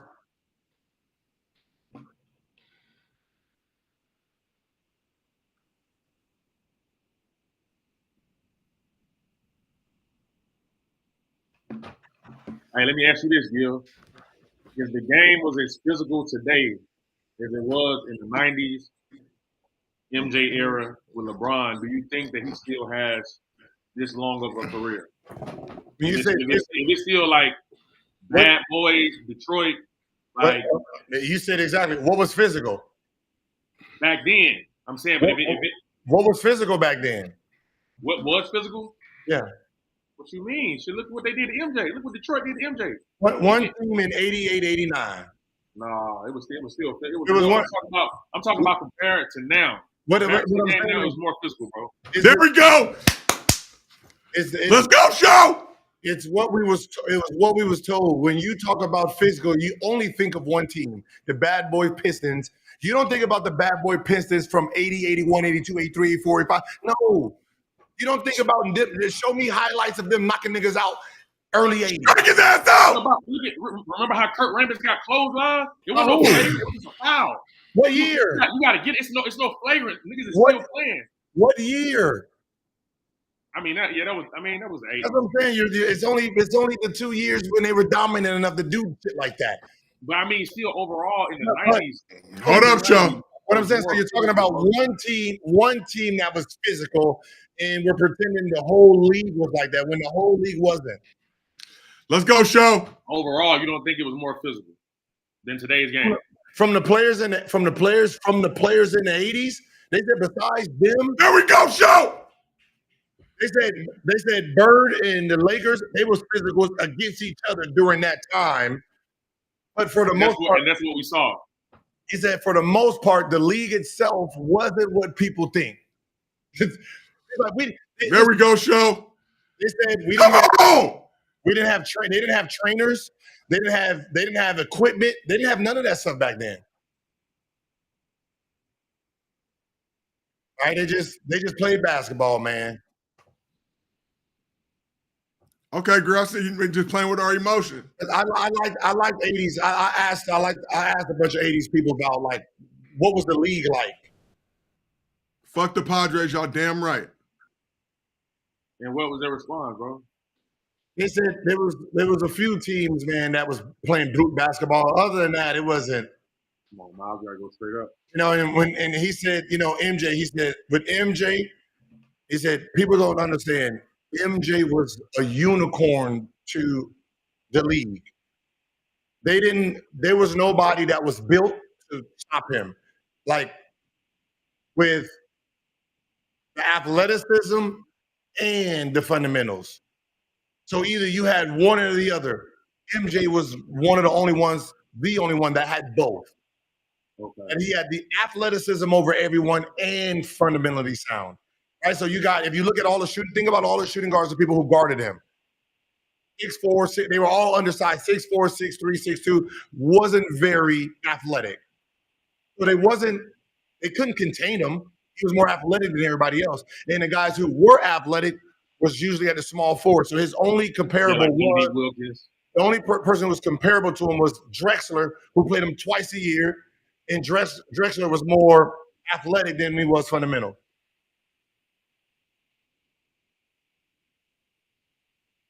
The torture. Now they got to get on the board, man. Okay. Like what was funny is I want to ask, the one question I'll ask MJ is, oh, come on. Championship basketball. He got the steal, Gil. I guess a steal and a turnover means what exactly? Hey, net zero. Oh, stop helping. You don't need to help. Okay, at least go to the line and get some type of money, baby. Come on, Hallie. I want to ask him, like, what made him work on his fundamentals at a time where no one had it? Hey, I looked at I seen documentaries and stuff like that. I think a big thing that helped MJ out too was that he didn't go out. He talked about how he walked in the hotel room with his teammates and everybody drinking, doing coke, all type of shit. It was like he didn't go out, he didn't party. You know what I mean? He didn't drink. It was just basketball. Like he was focused. At first, and then he started to get turned up too, like everybody do. That bottle started calling his name. Gil, does MJ know you exist? Does MJ know Gil exists? Use serious question because I know he's much older. Yeah. I have so much rare MJ stuff. North Carolina undershorts that he signed. I have Olympic jerseys that he signed. I was a counselor at his camp 2 years straight, and he put me on his team, which is only 5 other players. And then when my son went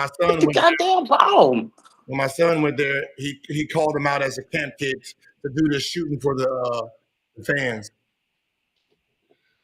When they say MJ Brisman like bird shit. That's just what I heard. Oh, man. Yeah. That's a foul, ref.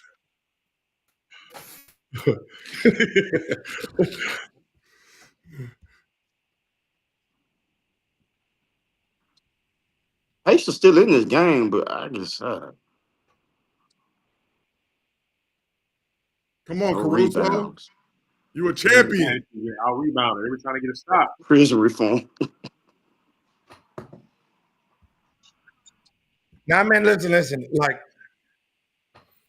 I was one of those people, man, that I wanted to know what made greatness, right?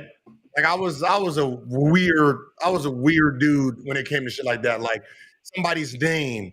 I'm like, man, did their parents know that this name, like Michael Jordan, Kobe Bryant, like, and I mean, I was one of those, like, damn, so my son's name got a ring with greatness.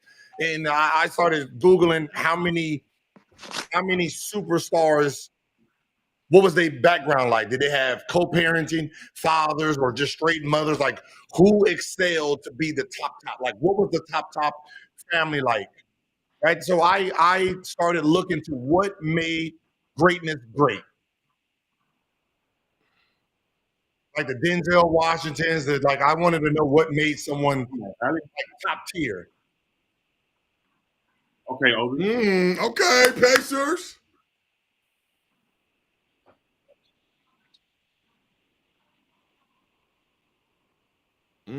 Like Barry Bonds. Did he come from the two-parent home?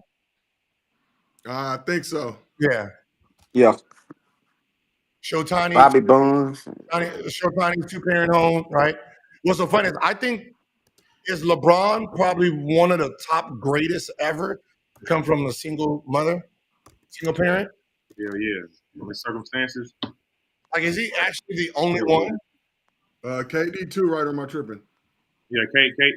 Yeah. I mean, not great. I mean, there's that level, like Mayweather, but the level, like Muhammad Ali, like Muhammad Ali. Was he co-parenting? Mm-hmm. Anybody know? I don't know about that one. He had to be. Jalen Williams. He was married, what, 2 or 3 times? Huh? Wasn't Muhammad Ali married like 2 or 3 times? That's how he used to get his upbringing. His parents. I think it was just him and his mama, wasn't it? Obi. And his brother. Oh. Solid. Go get somebody. Chad, what's your doing right now? You cooking?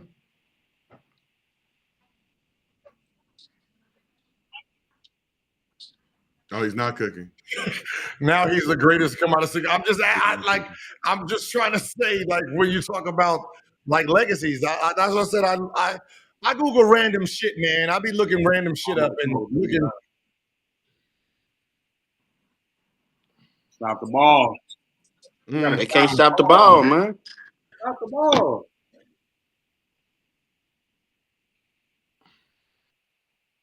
Damn, they just went to 11. They could have cut it to 8 with that 3. Oh, offensive. I'm out, Rick. Call it. And there was a turnover. How they want to shoot it?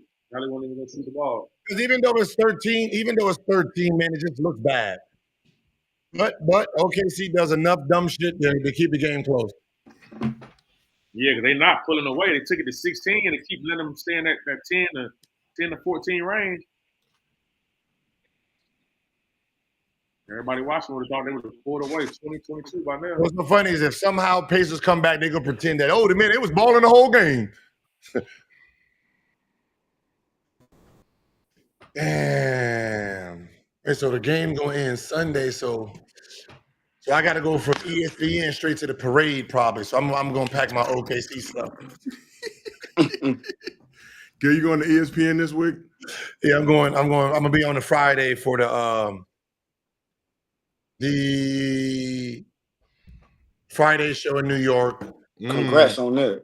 At the Fanatics Fest or whatever. Fanatics Fest, yeah. Yeah. Shout out Michael Rubin. Oh, the Fanatics Festival in New York, right? Yeah. What if LeBron was 6'6"? Would he accomplish what MJ did? I mean, I don't know. I mean, obviously your game changes when you're smaller. I want LeBron James PR team. That's who I want. Who? His PR team. Is there a good PR team or a bad PR team? Great. No. You don't think so? Well, great as in for like never getting in trouble and stuff like that and keeping that shit. Just keeping shit, they never really come out. Yeah, I mean, yeah. Yeah, that part of the PR team where, but I mean the lifestyle too, choosing the right people to be around, understanding legacy over, obviously, motherfuckers don't get blackmailed, right, over some dumb shit. So, understanding, what's important, short game or long game. But like PR for legacy, I can't say they did a great job. And it makes sense because when he first came and he started his career off, you remember they were all kids. So he didn't have a machine of people that understood him or understood what he was doing in real time.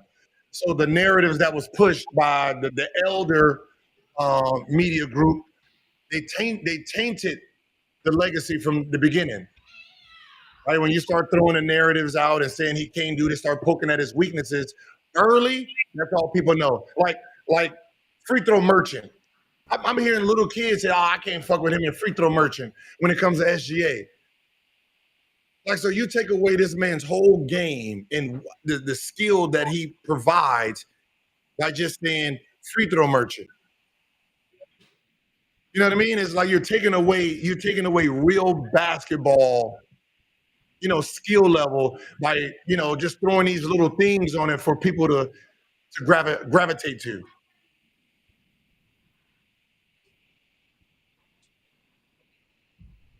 Patent your stats and shit like that. Like, come on, man, you can't do that to the game. Patent your stats. You can't draw fouls apparently nowadays. You can't patent your stats in assists. Yeah. You can't patent your stats in blocks and rebounds. No. Ooh, foul. Oh, No, make a run, man. TJ McConnell in. What we got? Look at him. He the only one being aggressive, attacking. Look at that. Yeah, facts. I tell y'all. Oh, TJ. What Caruso at? I ain't did nothing. I wasn't rage baiting. I wasn't right there. You better hit it too. Put on the line. Oh. All right. You're costing me money, my boy. I wasn't rage baiting Rashad. Listen, I go through the game plan, man. I look at the rundown and I write down my points from the rundown. I tell y'all, TJ. Looking at the rundown is an important thing, Gil. Rundown is available to everybody on the show. Whether they choose to look at it or not is another question. Sometimes they look surprised with some of the topics in the show. Rundown is available for you to look at. Well, you done said it to 9. Ain't double digits no more. Look at that. Second chance opportunity. Look at that, man. Oh, come on, Caruso. Look, TJ got to get the rebound. TJ got to do everything. Yeah, it seemed like TJ got to do everything. TJ got to do everything. To the max. Whoa, nice. Come here. Let's go, TJ. Boy, they can do it. That boy, TJ. Don't foul him. Offensive foul. Man, come on, man. Coach, y'all first half, he had to do everything. All the energy. Like, if y'all notice, I stopped bringing my book because Statman became a bad thing. I guess being research was bad. So I guess that is interesting. I guess having knowledge and understanding to try to give y'all the great information was a bad thing. So y'all see, I haven't pulled my book out since then. Y'all just like dumb shit. Y'all like fuck facts and just go with our opinion. I was on the phone with a general manager all fucking morning about the Orlando trade. What they saying? What they were saying, it's just basically the history of Orlando, and they don't. It's not their business. Just move shit around, make it look good for the fans. Be good enough, don't be great. Yeah. Don't be good. Yeah, be good enough, don't be great. Good move, boy. boy. A lot of picks, though. I'm like, damn. They don't care about them picks. They want one pick for Luka. Yeah, Desmond Bang ain't gonna move the needle for the Magic. At the end of the day, they the Magic. Come on, man. Offensive rebound. And get the ball back to TJ, man. Look at this shit. Look at it. Come on, man. That's a foul, ain't it? God damn. The dumb run for it. Take the ball, baby. They got it to 8. They had it to 6. Foul.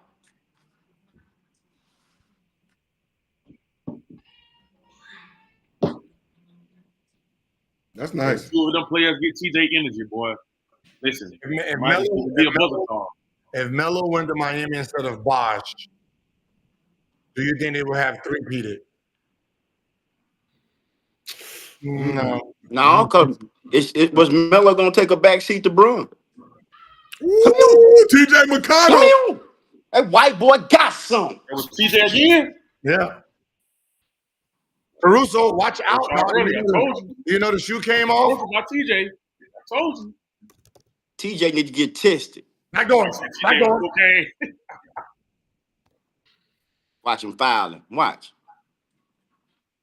Yeah, that's why he the MVP. Yeah, he ain't lying, Josiah. You can't do nothing Yeah, about that. crazy. I'm going right back to Let's TJ, though. Let's do it. I'm going right back to TJ. It's the same move. Go right, cross left, go left. Foul? What a foul at, man? Like, that boy getting a raise this summer. Hey, quick question.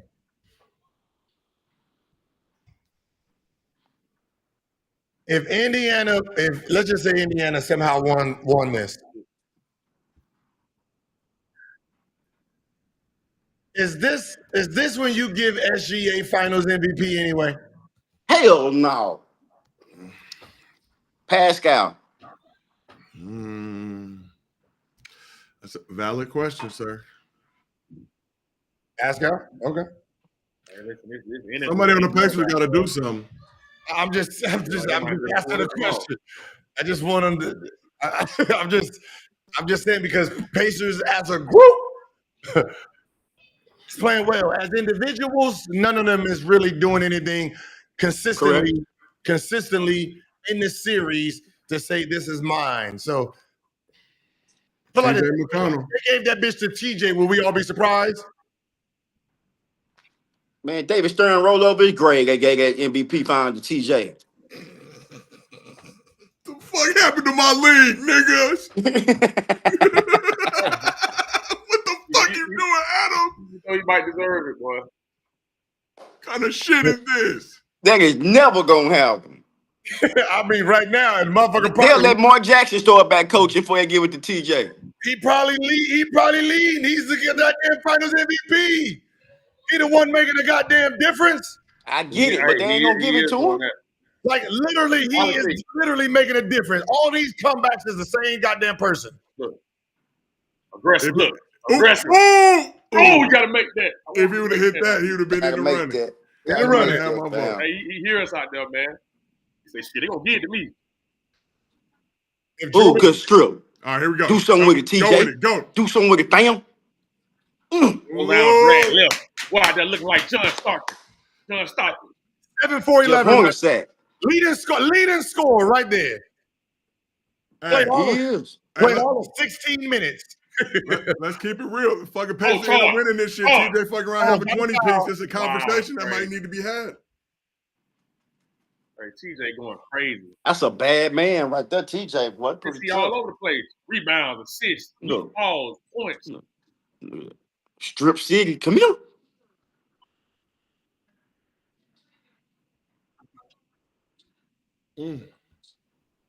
Straight to the cup. He like 6'1", 6'2". Hey man, is he subbing out? They subbed him out? I don't know, Gil. I hope not. Did they take him out? Cause if they do, Rick Carlisle, somebody go get that pipe out of his pocket. Yeah, who you subbing him in for? I heard it. Nah, he's still out there. Okay, all right. Yeah, they'd be a fool to do that.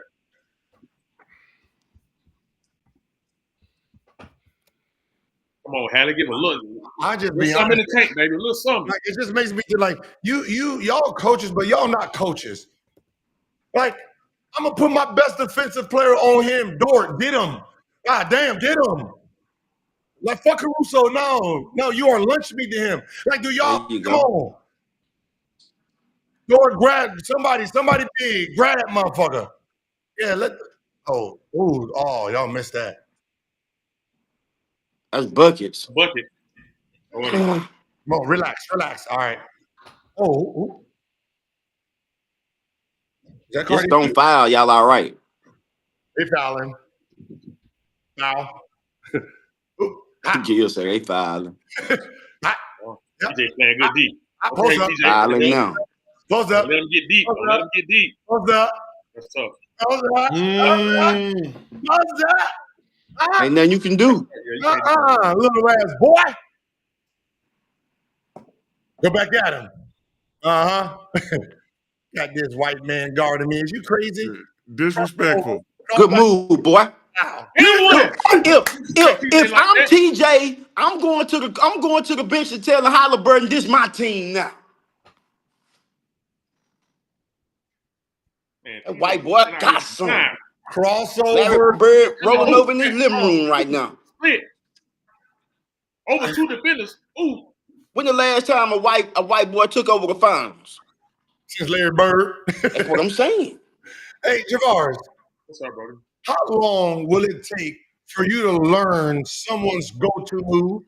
How many times can you be hit with the same go-to move before you be like, all right, he's going left, he's crossing back right. If he starts right, he's crossing back left every single time. Hit more than like 3 times.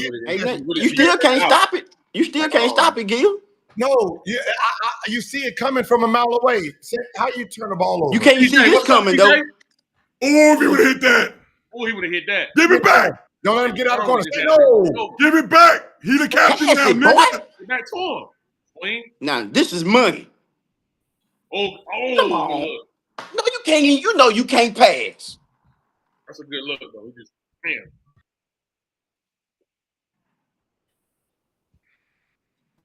No, man. Cassie knew P. Diddy go to move and still couldn't stop it. Nah, I mean, from what they said, she had a go-to move that was clean in the mother, huh? She knew that people were coming and couldn't dodge it either. Oh.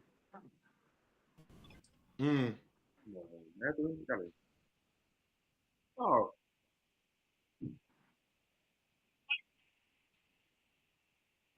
They are. They not in the game. TJ in the game. It's one-man show right now. Oh, that's a foul. TJ going crazy, man. Doing everything. Mr. Do It All. They don't need draft picks. Dre Entertainment. All right. Since we can have this conversation, can you tell me when are those picks? What picks did they give up? Josiah. Huh? What picks did they give up? 2000 what? Their 16th pick in 2025, 2026, but it's like the Wizards or the Suns, whatever the most favorable is. 2028, 2030, and then 2029 pick swap that's top 2 protected. 2028, 2029. He said 28 and 29, right? Yeah. Okay, so they got 2 studs today. Right? One of their picks was the Wizards picks. Do you think Wizards is not going to be in the lottery next year? Yeah, they're going to be in the lottery next year. Right? So you have to understand what your picks are valued at to protect top 3. Like, at least that's what I said. I'm going to at least protect my top 2, top 3. I might fuck around, get the number 1 and number 2 pick while I got these 2 studs on my hand. Let's just say next year's 2025 pick. Whose pick is that? So 2026 pick would be the favorable of the Wizards or Suns for that's what the Grizzlies got.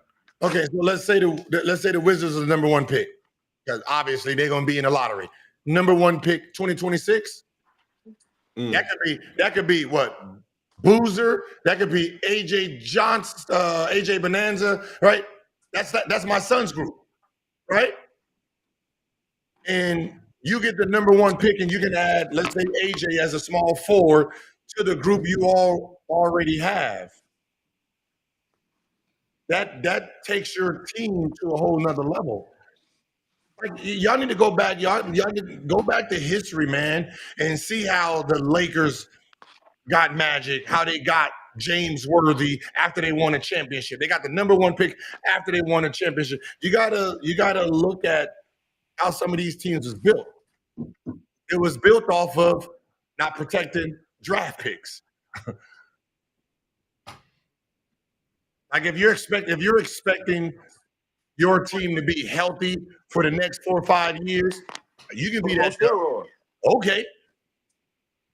But that 28 and 29th pick, I'm gonna protect those just in case. My thing is just in case. You never know. You never know what happens. You never know what happens, man. You know what I'm saying? All right, 25 and 26, you probably don't need those. Cool. 28 and 29, 4 years from now, you never know what's gonna happen in the next 4 years. I want to have some wiggle room. I'm on that this ain't trash. I don't know what y'all talking about. That's all I was saying. But the chat be going in, boy. Don't play. I know they got two studs that's not in their prime. I'm pretty sure the Lakers had two studs when they wasn't in their prime, and they got James Worthy because somebody didn't protect their pick. That was the cap. That's the reason you can't trade back-to-back first rounders anymore. The stepping rule or whatever it is. Ooh, that first step. My boy TJ. Look at that. Cap mother traded all his picks. With the dime. Ooh. My boy TJ. MVP, man. When Golden State got Wiseman, who did they get that pick from? Like JJ Barrera. I don't know. Are them Minnesota? Yeah, who did they get that pick from? Was it that? I gotta check, but they might have been asked, so it might have been theirs. That's the year they didn't make the playoffs, right? Yeah, it was their pick. Yeah, they were just trash.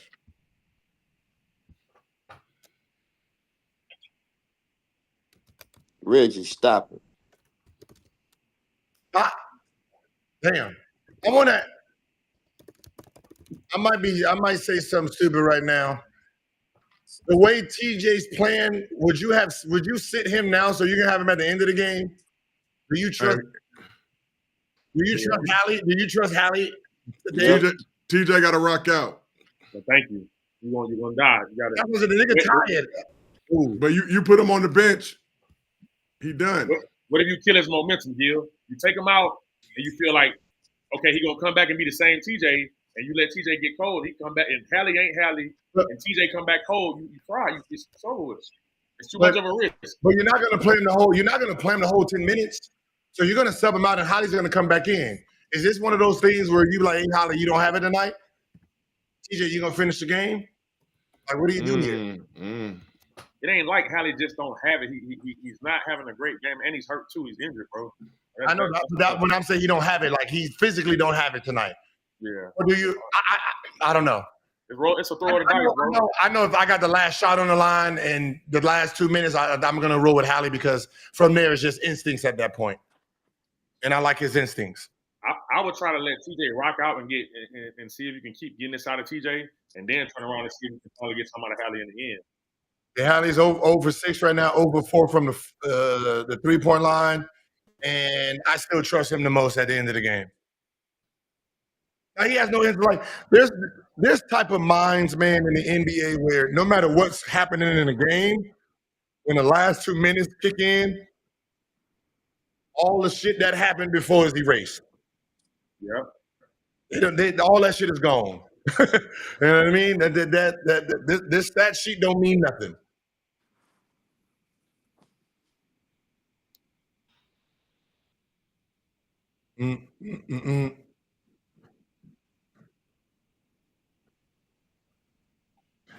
Hey, yeah, you by yourself tomorrow, Joe? I'm aware, Gil. And you know the fucked up thing is, I'm gonna watch the show and there won't be no bullshit.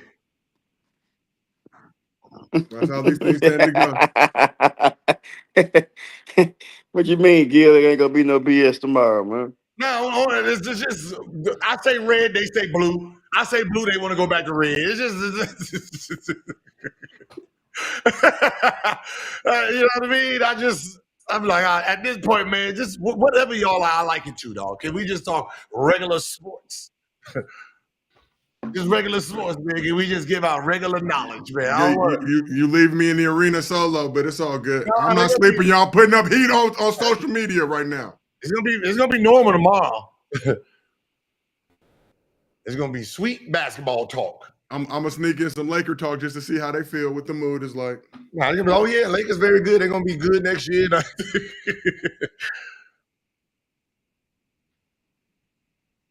Y'all always say I'm tired. I'm gonna be up till 2 a.m. I'm ready to go. Shout out to everybody watching on the No Chill Gil YouTube channel. Head over to playback.tv/Gilbert Arenas, free and easy to join. Help us get our subs up here on Playback. We're trying to get some more bread. Shout out Greer. Cut the check. What's Shohei doing? I'm the problem. Just talking regular basketball.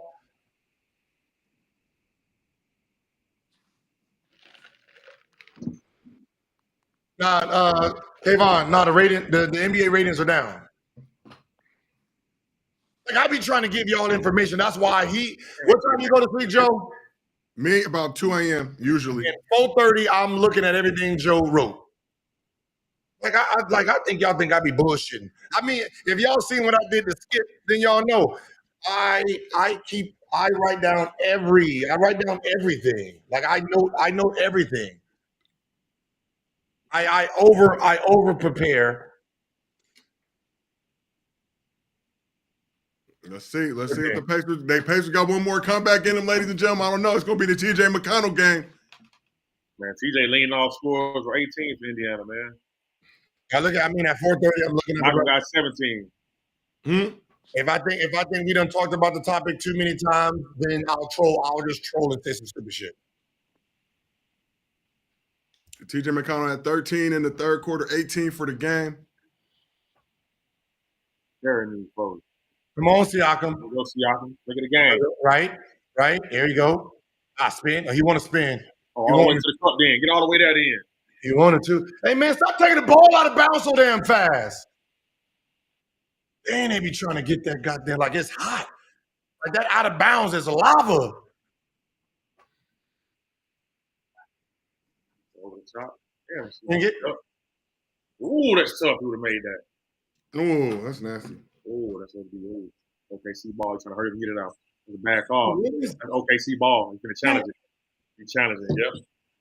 OKC ball all day long. How tall is he? How you miss a finger roll and you are at the rim? What? He had to change it mid-air, though, Gil. Like, it was nasty. Okay. Rim. I gotta give a fuck what you do to the rim right there. You don't jump. I get he's one of them. He probably don't need to jump to touch the rim. So how are you miss so many layups, bro? Yeah, he tall as hell and long. And it's like he just refused to get off the ground.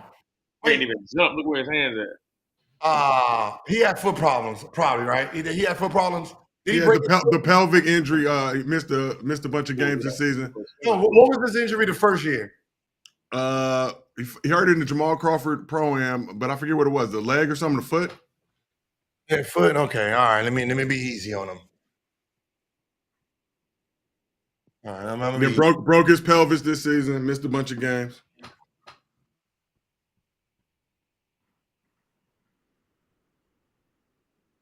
It's just like he's already at the rim. It's like you're being taught to be small, then try to instead of being already long, be long already. Like they should be looking at how Giannis plays. Giannis is always extended. Like his game is always extended. Everything is elongated. He never crops the ball and do all this little guard shit.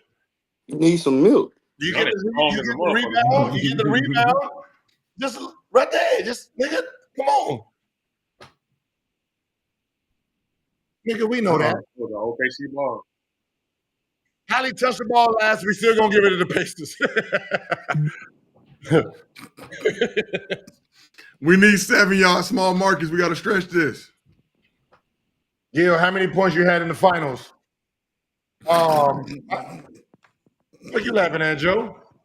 Because I didn't have no points either, nigga. Damn. Can I laugh? Either. Yo, I'm a championship host. I'm a Little League champion as well. Show some respect. What are you talking about? Like I've been to the finals before. 2K finals. I was there last year. The 05, 06 season. But the chat brings up a compelling point. Somebody asked you how many points you had in the finals when they know they didn't have any points in the finals either. Everybody just give opinions. Love each other. Be free. If you disagree, you disagree. If you like it, you like it. I don't even know why people argue opinions. Gil is a 2-on-2 battle mode champion, as the chat has pointed out. You know what I'm saying is I don't know why you shouldn't be arguing opinion. It's an opinion. That's why I always say my opinion or the consensus. If you ever hear me out consensus, this is the consensus list. That's their list. My opinion. We can argue this list. Why we arguing opinion? The opinion.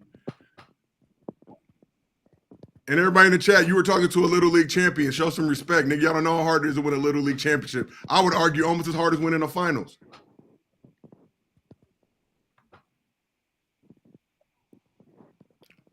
Damn, Schwags. No, it's not. No, my championship. No, Dre Entertainment is not my opinion when I say the Magic is not trying to win. Malcolm got a fast break. Didn't I say I was on the phone with general manager for an hour before just to see it? So that's not an opinion anymore. Shit, trying to do the top spin and roll. 6-point game, y'all. 6-point game. I don't know what your favorite team is, but I'm pretty sure if you are a fan of one of those teams that's never won a championship, I'm pretty come on. You're asking yourself why? Why? Tax write-off. I'm sorry. You think Clippers wanted to win championships all those years while they were good? No. He got rid of his lottery pick every 4 years. Never paid big money. Practicing at the Weingart YMCA, ladies and gentlemen. Donald Sterling did not want to pay for ankle tape. Said y'all figure it out. Y'all don't need them ankles anyway. How much money did he make every year? All them owners wanted to be the blueprint of that. We've talked about this before. He was the blueprint of that. It takes money to win. It takes money to win championships. You got to pay players. Donald Sterling and V. Stiviano are the reason that teams are worth this much right now. Because if they pay $2 billion for the Clippers, how much are the Lakers worth? How much are the Knicks worth? That's what happened. The team valuations never used to be like this. So blame Donald Sterling's side, boo, for shit costing as much as it costs now. A black woman. Raise the price. What's the prices went up after that? And he had to sell the team in a messed up situation and still won. Still came out on top. Yeah, right. Nice. Your punishment is walking away with $1.2 billion. Hey, can I tell somebody something? It's something that never came out about that Donald Sterling situation, right? What you got? It never came out. This shit out of here. It's a true story. Whoa, bro. That's not a shot you take, Wiggins. Show me something, Pascal. Come here. Josiah. So look, the girl that they say released the tape is not the girl that released the tape. The girl that he was dealing with, and this is something I know personally. So she sent it to one of her friends, which is a girl I know. She sent it to one of her friends. Her friend is connected to Ray J and also TMZ. So now the friend did some old. She sent it to the friend just to listen. Like, look at the crazy stuff that I deal with this dude. The friend took it and sold it to TMZ without her knowledge. And that's how everything came out. Damn, I knew Ray J was involved some way, somehow. Ray J was involved. I'm telling you the truth. It's facts. Ray J's the reason that Ray J's involved. If it's the money to be made off of tape, Ray J gonna be involved. I ain't gonna put no other name out right now. Ray J involved in that. No, I'm just saying Ray J should get his flowers, man. This is the truth, bro. It ain't no just talking gospel. It's facts. Them NBA owners need to thank Ray J then. Because of that, the prices of the brick went up. The brick went up because of him. I stand by that. If there's some money to be made off of a tape, Ray J will be involved some way, somehow. Any tape you making money off of, Ray J involved. Somebody get Mo Knicks out of here. Turnover. Oh my God. Oh, y'all out here. Y'all tripping. Oh, it's a 4-point game. The raw talk. Hey, you couldn't tie Kobe's shoelaces. Stop it. I didn't say I could. What does that got to do with someone being a number 2 option to Shaquille O'Neal? Gil, tell the truth. If Kobe asked you to tie his shoes, would you do it?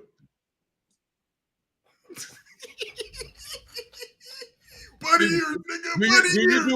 Do you do under the bridge or over the bridge? What the fuck is we talking about? Gil, Ben Gordon or Kemba Walker in their prime?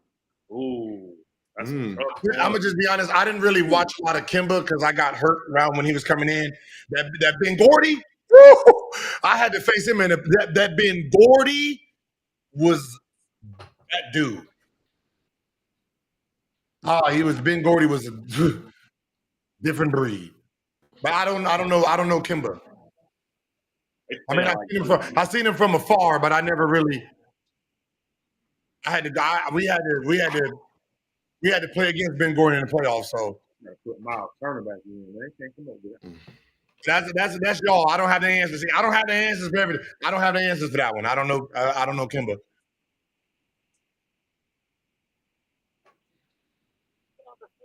Gil, this is the most boring finals in years. That's what the stats are showing.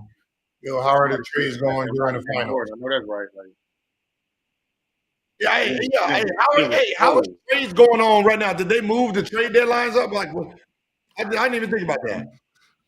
So I mean, I think if it's players under contract, I'm not 100% sure. Don't quote me, but if it's players under contract already, then you can make the trade. I don't know when it becomes official though. But Desmond Bain was already in Orlando with the jersey, dapping up Jamal Mosley. The dap her around the world. Step up, highly. Buckets. Dime. Ugh. Siakam with a big rebound. Damn. Hey, how tall is Siakam? That's right. 6'9", ain't 6'10". Is he that big? Yeah. I ran into him at the Drew League in Compton. He about 6'9", 6'10", bro. They say he got a 7'3" wingspan too, according to the internet. Offensive rebound. Hey, number 13 got to stay grounded. Hey, number 13 got to stay grounded. Hey, Indiana can't take the lead now because he's damn offensive rebound. He can't. He plays solid D, offensive rebound. Hey, Jalen Williams out there doing work, man. He can't jump for every Need more garbage. He had the three, he wouldn't even take it. Yeah, he can't jump for every pass because he's getting up the offensive rebound. It's time to bring TJ back in, man. Shout out to Cognac Cruz. So he said NBA teams can make trades in the current league year as soon as their season ends, provided they are legal and pending free agents aren't being traded. And then what's the other part on? I got to get my eyes on some trades. Have to wait to go official the new league year, but can be agreed to now. Teams can negotiate with their own free agents one day after the finals ends. All of the free agent negotiations open up at 6 p.m. on June 30th. See, I didn't. Cognac Cruz, always on the money. Now, because I didn't know it, if that was on the docket, I would have had to research that. Hey, somebody got a good one. Kyrie or Jamal Crawford with the handle. That's tough. That's a Kyrie. Kyrie over Jamal like that? That easy? Damn, that's tough. Jamal had to wait a little longer for that one. Because it's the handle. Jamal was moves. Like Jamal, I get where you're going there. Yeah. Yeah, Jamal was moves. Like it was combo. His shit was combo moves. Unreal shit too. I get where you're going. That's a difference for sure. That's why I said like if you're a pick and roll player, you call Jamal Crawford, man, because like he understood pick and roll. Like he was the pick and roll rejector. He rejected the pick and roll a lot.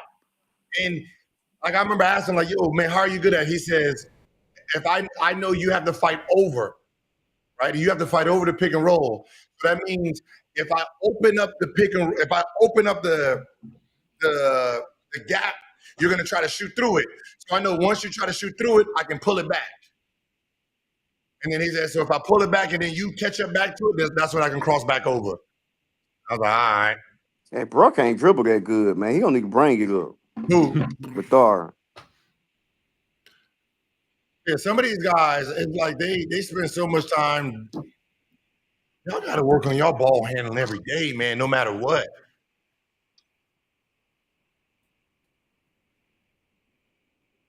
Who called it? Who called the foul? So when y'all working out during the summer, are y'all working on in-game shots or y'all just working on just... No. Them niggas work on basketball like they about to do some new shit in the season to do the same shit. If you ever watch them in the summer, boy, they be working on their game. Boy, they be out there motherfuckers doing all. And what's the dude from New York? What's the big man from New York? When y'all see him in the summer, he looked like he was a point guard, power forward. Who, Mitchell Robinson? Who? Y'all seen him in the summer, right? Woo! And then you get to the season and your ass get reminded who you are.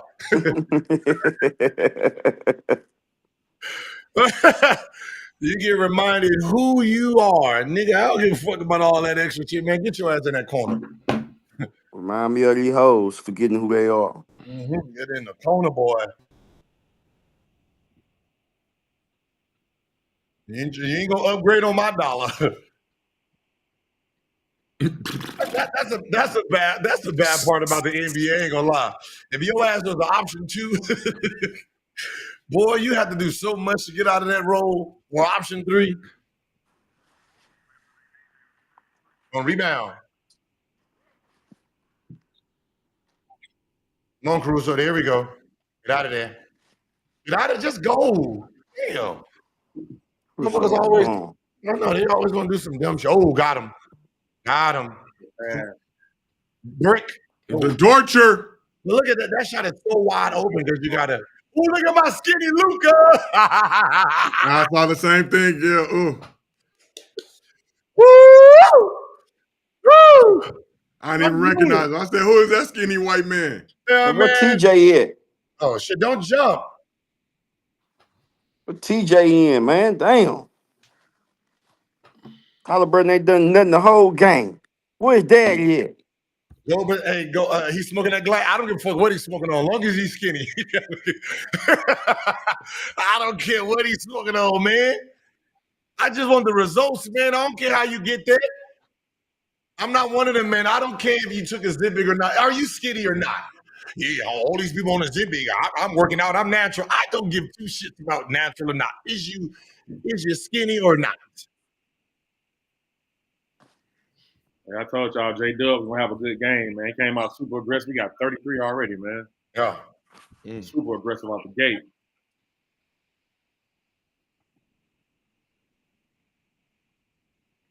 Kelly got 5 and 5 and 5. So That's garbage.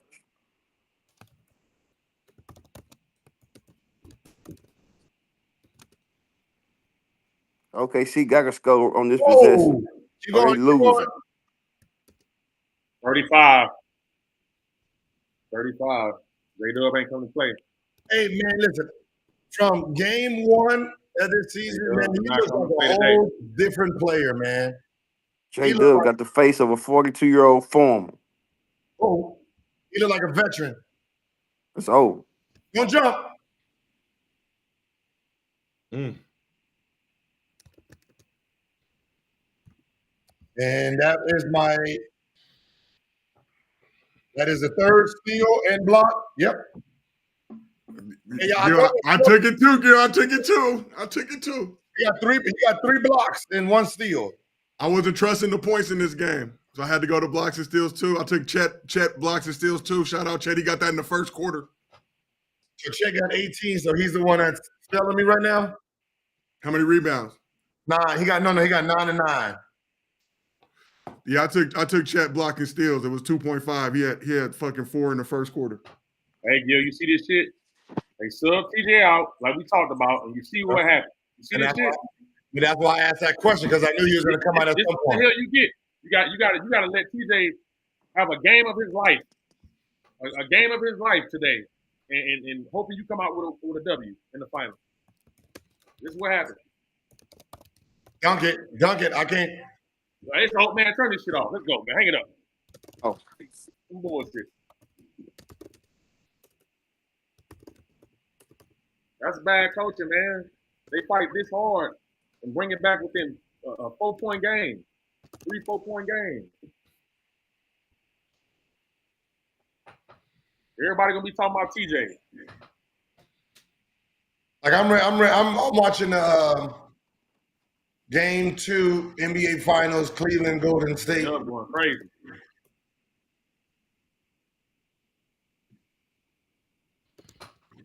Hey man, listen. Listen. If you're a basketball fan or you're a kid trying to understand basketball, go to YouTube and then look up like Curry highlights, Kyrie's highlights, Steve Nash. Right, man. They are masters at what they do. Like if you're trying to move without the ball and understand shooting and condition, watch Curry all day, man. If you want to understand dribbling and foot placement, Kyrie. And I just sit there and just watch him manipulate the defense. Shit's unreal. Mm.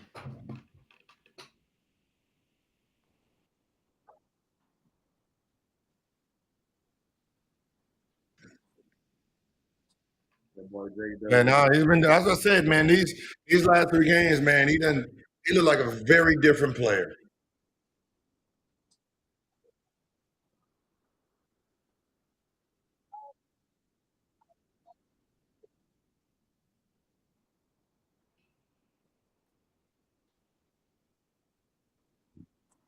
Whoa, champion!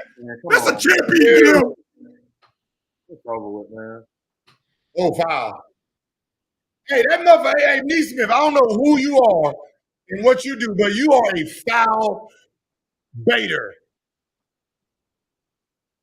Not the way y'all use it. That man gets so many. How many fouls he got tonight? 4. Okay, he only got 4. I mean, he fouled out the last 2 games. He's a foul getter. Whoever's trying to bait fouls, he's gonna give it to you.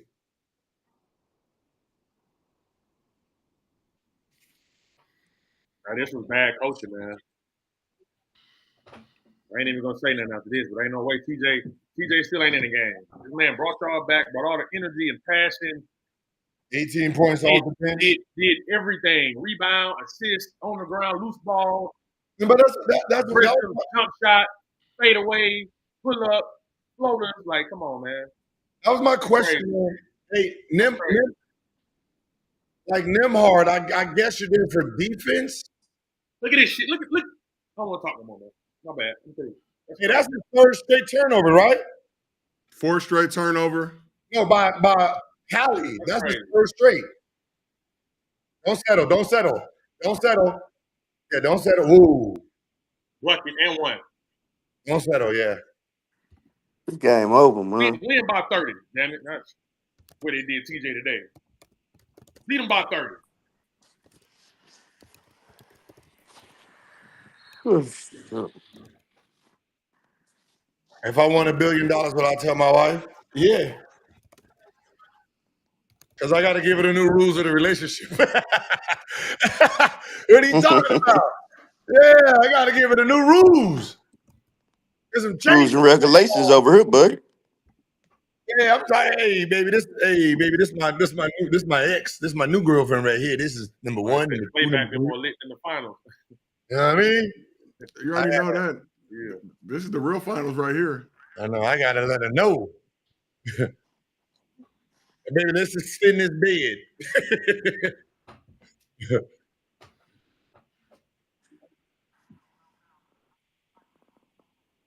Okay. Gil, if you had to start your franchise with Hallie or LaMelo, who you choosing? Where am I at? What city am I in? Huh? What city am I in? Because I gotta sell tickets. I probably started with LaMelo. Listen, one thing you can't say LaMelo ain't. You can't say he's a winner. He's actually won all his life besides where he's at now. And that's because the team ain't built. So if I'm building a team, I want to build it with a 6'7" guy who can do everything. And then hopefully put some talent around him that he can play great basketball.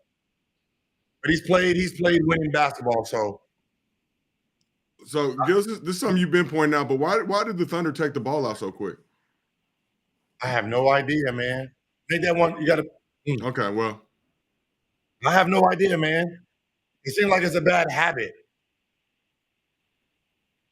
Oh, Neesmith, the chin strap. Grrr. Yeah, but you could milk another 4 or 5 seconds off each possession.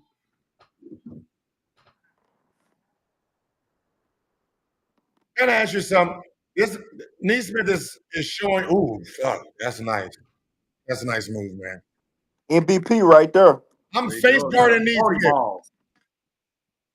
Nah, got it back. Sorry, Nembhard. Bobby putting hands on him right now. Whoa! Toppin, you better go in there and do some big man shit. There go your MVP right there, Gil. J-Dub. You think Jay? Nah. Three straight games over 25, 40 piece tonight. Now you check the stats. That's Kobe. Come on, folks. That's Kobe. Man, killing it. No, hey, I'm fine. I'm glad a superstar Magic Johnson told the world what a superstar is. I'm glad he finally said it. God damn. Acting like I was stupid.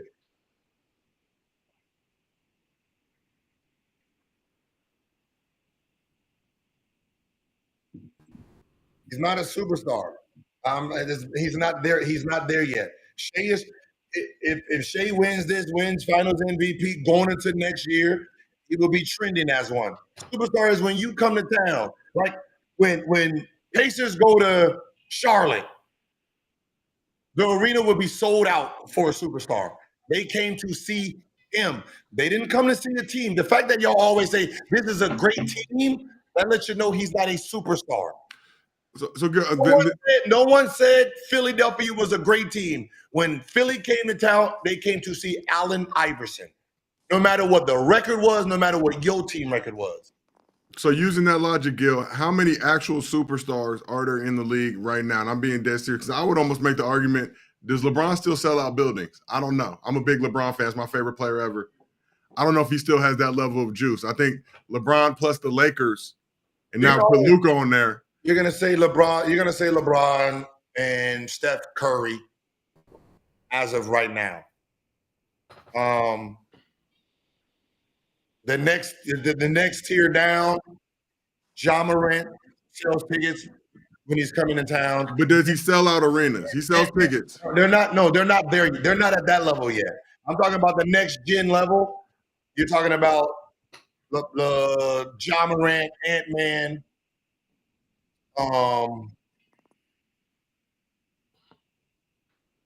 So I'm just gonna keep it real with you. I feel like right now, this very moment, today, the only true superstar in the game of basketball is Caitlin Clark. What? All sports? Yeah. Like they sell out arenas. That's selling out arenas, yeah, Caitlin. Just to come see her. Yeah. Agreed. Because I ain't never seen no shit like it, Gerard. I know you looking like that, but we went to Staples Center I last had year. to think about it. We went to Staples last year to go see her take on the Sparks. But in terms of just how many Caitlin Clark Iowa Fever jerseys that were in a 20,000 seat arena, they had to move the game. They want to put TJ in. That is some bullshit, man. Yeah, I don't like Steph ain't. Crazy. I mean, I guess the older guys don't have it no more. Like, you know what I mean? It's on they're on their last legs, but just for the I think it's gonna be SGA. He's gonna start moving the needle. Yeah, but I'm just saying, all love to Steph too, but they're just older. I mean, they've held it down as long as they can. Ooh. But the comp I would make basically what Caitlin Clark is doing. Caitlin Clark is doing is like if you took an NBA player to town and they had to move the game from Staples to SoFi because of the ticket overflow. Yeah, I mean, she has an advantage because, I mean, I get it. It was $2. hey, Mish, 24. I can tell you this. Can you please tell me any superstar in the finals that had under 9 million in million views?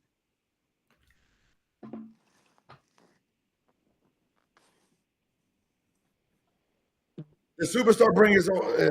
Never mind. Ooh, that was all right, y'all. Okay.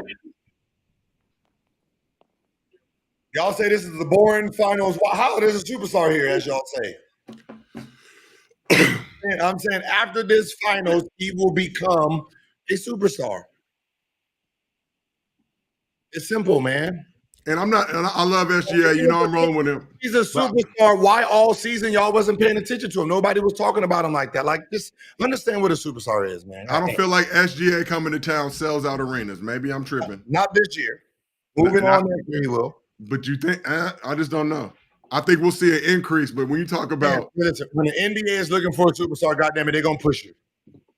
But when the Thunder come to town, those tickets are still reasonably priced. They're gonna.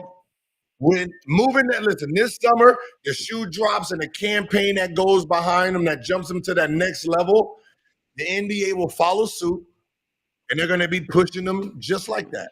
And I feel like Converse dropped the ball not releasing that shoe at some point in the last 4 to 6 weeks. Listen. He wins the Finals MVP and all that.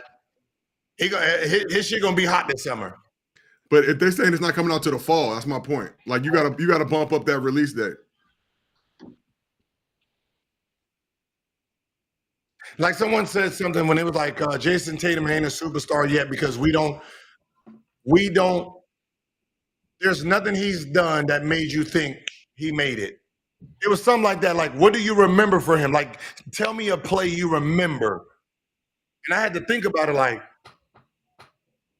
when you think about superstars and them next level guys, when you say their name, you can remember something that they did, impactful moments. And I remember I wrote a long thing to Larry Hughes to send to him. It's memorable things in games. Hey, Gil, you know why I'm disappointed how they did TJ tonight? Because you have players like this that's not a superstar, that has the potential to actually maybe become a starter or a star with the team based upon the opportunity that they're given. Like, we talked about you when you came into the league, you know what I mean? Mm-hmm. Based on somebody getting hurt and then given that opportunity, guess what? You grew into Gilbert Arenas. TJ, other role players, like when you rob them of moments like this, you never know what it can turn into. Hold on. NBA today announced new all-time record to regular season total attendance, 22,000 average attendance, 18 per. Listen. I'm not paying attention to this. The reason I'm not paying attention to this is because how big is Chicago Bulls stadium? How many does it hold? Let me show you the trick here.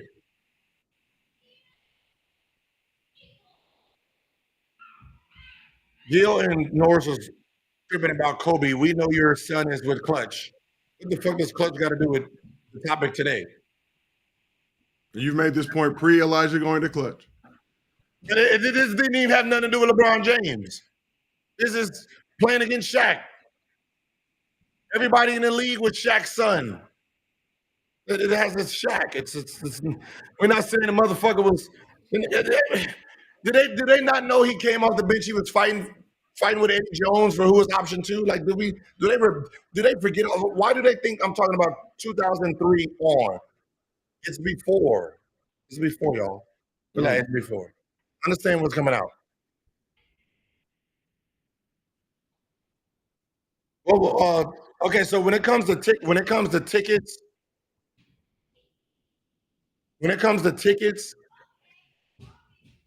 every arena can max out if they take away suite seats. Right? When they take away suite seats, they can fill more seats, but suite seats is more expensive, so they try to fill in those. So like if you ever look at the Lakers at Staples or Crypto and Clippers capacity was more than the Lakers capacity. That's all. They might keep him under 110.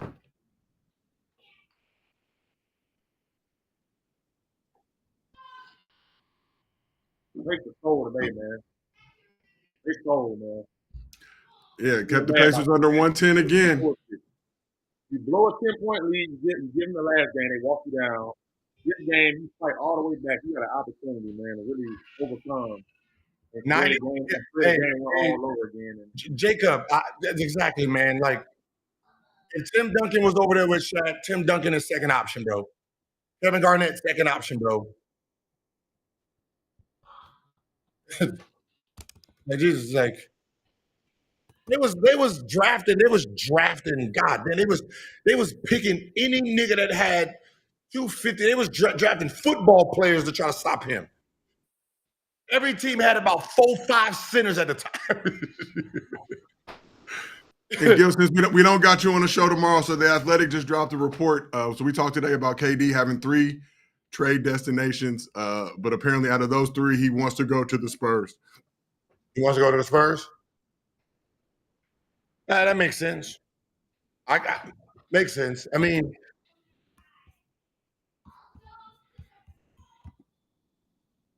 you have Wemby on the team. I mean, that kind of elevates you into another. It kind of puts you above a normal trajectory. I mean, for Wemby to be who they want him to be, he's gonna have to win within the next 2 to 3 years. So,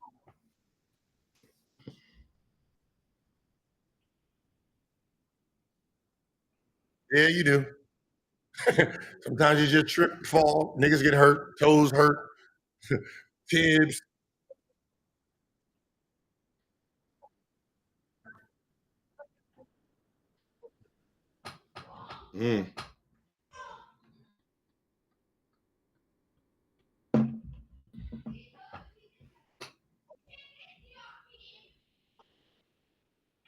No TJ McConnell. I told you, that's why I asked that question, man. I'm looking at the time. I know his ass was coming out. That's crazy. You hit it on the head too, man. You struggle. I mean, they ended up getting him 22 minutes, man, but you gotta let him have his day though. As a Pacers, can I ask y'all a question? Pacer fan. Can I ask y'all a question? Steph Van Gundy. Is Andrew that important to keep him in the game with the production that he puts in versus putting Ben or TJ in? Like, is this defense that important where you lose so much impact on the offensive end? Oh, no, there's some Pacer fans in here.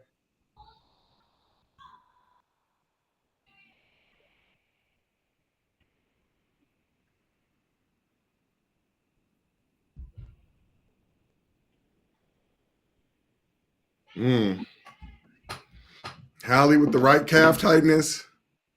Largely ineffective in this game. TJ McConnell cooking 18 points after 3 quarters. Finish the game. All right, man. I gotta pack tomorrow. I got a flight in the morning. All right, Gil. Have a safe flight out there. I'm gonna hold down the arena for you. You should thank you, Chad. I appreciate you, DeVars. Everybody that tuned in.